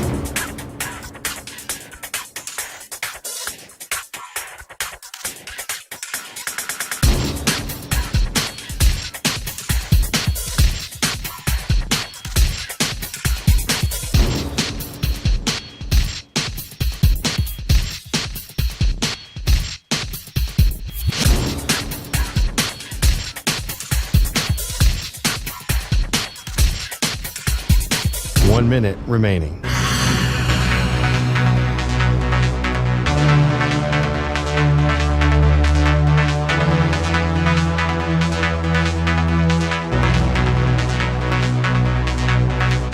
Forty-five seconds remaining.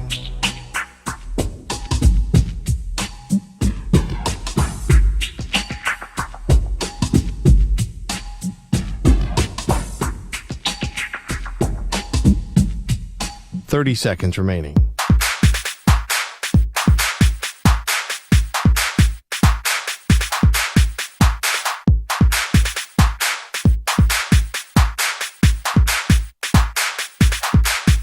Fifteen seconds.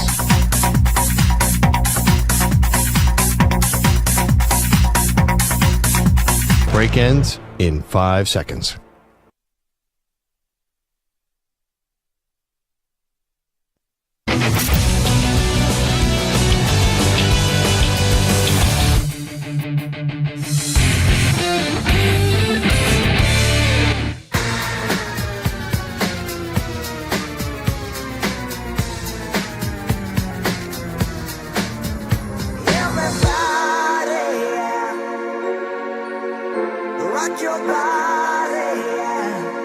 Hey, this is Howie. And this is Nick from the Backstreet Boys. And you're listening to the Zach Gelb Show. And guess what? Zach is back. All right. He's live. He's nationwide. This is the Zach Gelb Show. All right, it's time to Ask the Pros. And our Ask the Pros question of the day is brought to you by O'Reilly Auto Parts. Ian in Cleveland says, Zach, what is your order of the AFC North teams? You could submit a question by tweeting at INF Sportsnet or at Zach Gelb using the hashtag #AskThePros. Think O'Reilly Auto Parts for all your car care needs. Get guaranteed low prices and excellent customer service from the professional parts people at O'Reilly Auto Parts. I got the Bengals in first, Ravens second.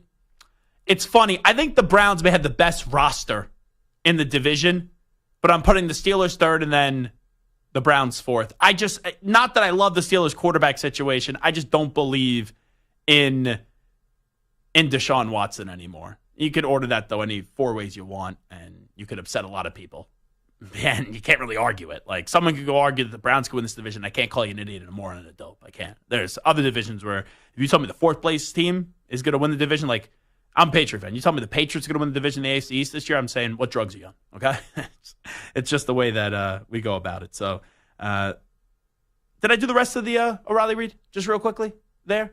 I think so. No, I didn't. Okay. You could submit a question by tweeting at INF Sportsnet or at Zach Gelb using the hashtag #AskThePros. Think O'Reilly Auto Parts for all your car care needs. Get guaranteed low prices and excellent customer service from the professional parts people at O'Reilly Auto Parts. O'Reilly Auto Parts. Let's get to a little onside offside.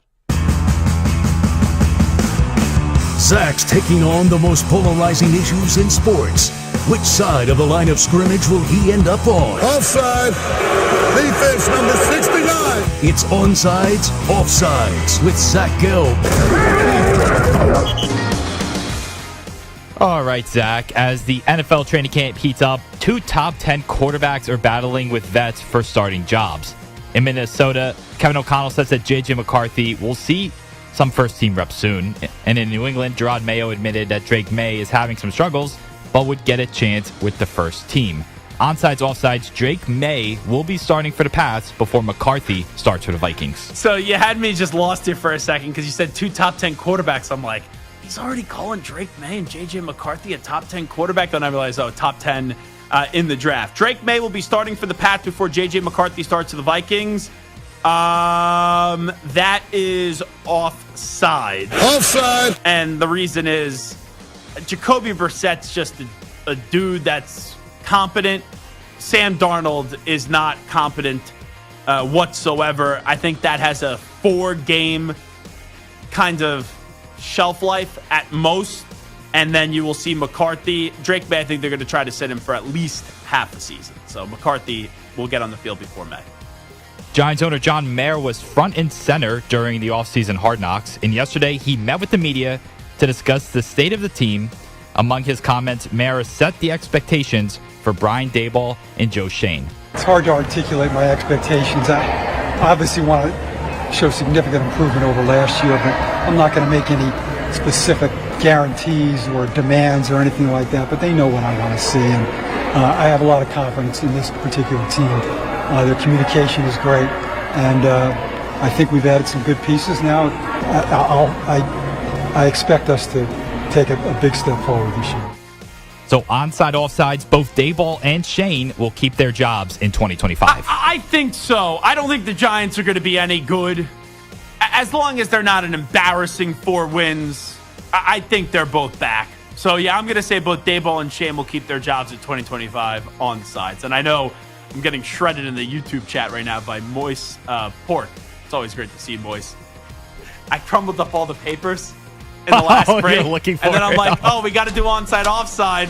So now I'm sitting here looking, as Moist said, deservedly so, as if I just was going into elementary school with my homework, and that's usually how my homework did look. I was not organized in that As department. it's shoved in your backpack, you rip it out. Yeah. And got like snot and like the dog is like drool all over and things like that. Yeah, absolutely. After much speculation, Skip Bayless announced today that it was his last show on FS1's Undisputed.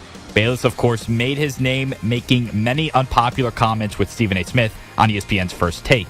Onsides, offsides, despite how hated he has become, Skip Bayless has actually been good for the sports world and sports media. So I don't believe he believes anything he says, so I should say no to this. But the reason why I say onsides is because as someone that's in the sports media landscape, a lot of money they pay him. And I never think it's a bad thing when talent's getting paid a lot of money. Now, here's a headline from Awful Announcing as we speak. FS1 is eyeing Danny Parkins' TV show post-Skip Bayless. Execs see Nick Wright as the future of the network. You've seen Parkins on there a few times. Coward guy, Nick Wright, him and Danny, friends from college at Syracuse. How about that? Good job there, if that's true. Danny Parkins maybe going to FS1. Well deserved. All right, we'll squeeze one more in here. Joel Embiid is eligible to play internationally for the U.S., Cameroon, and France, but chose to play for Team USA and has been booed mercilessly by the French fans during this week's games.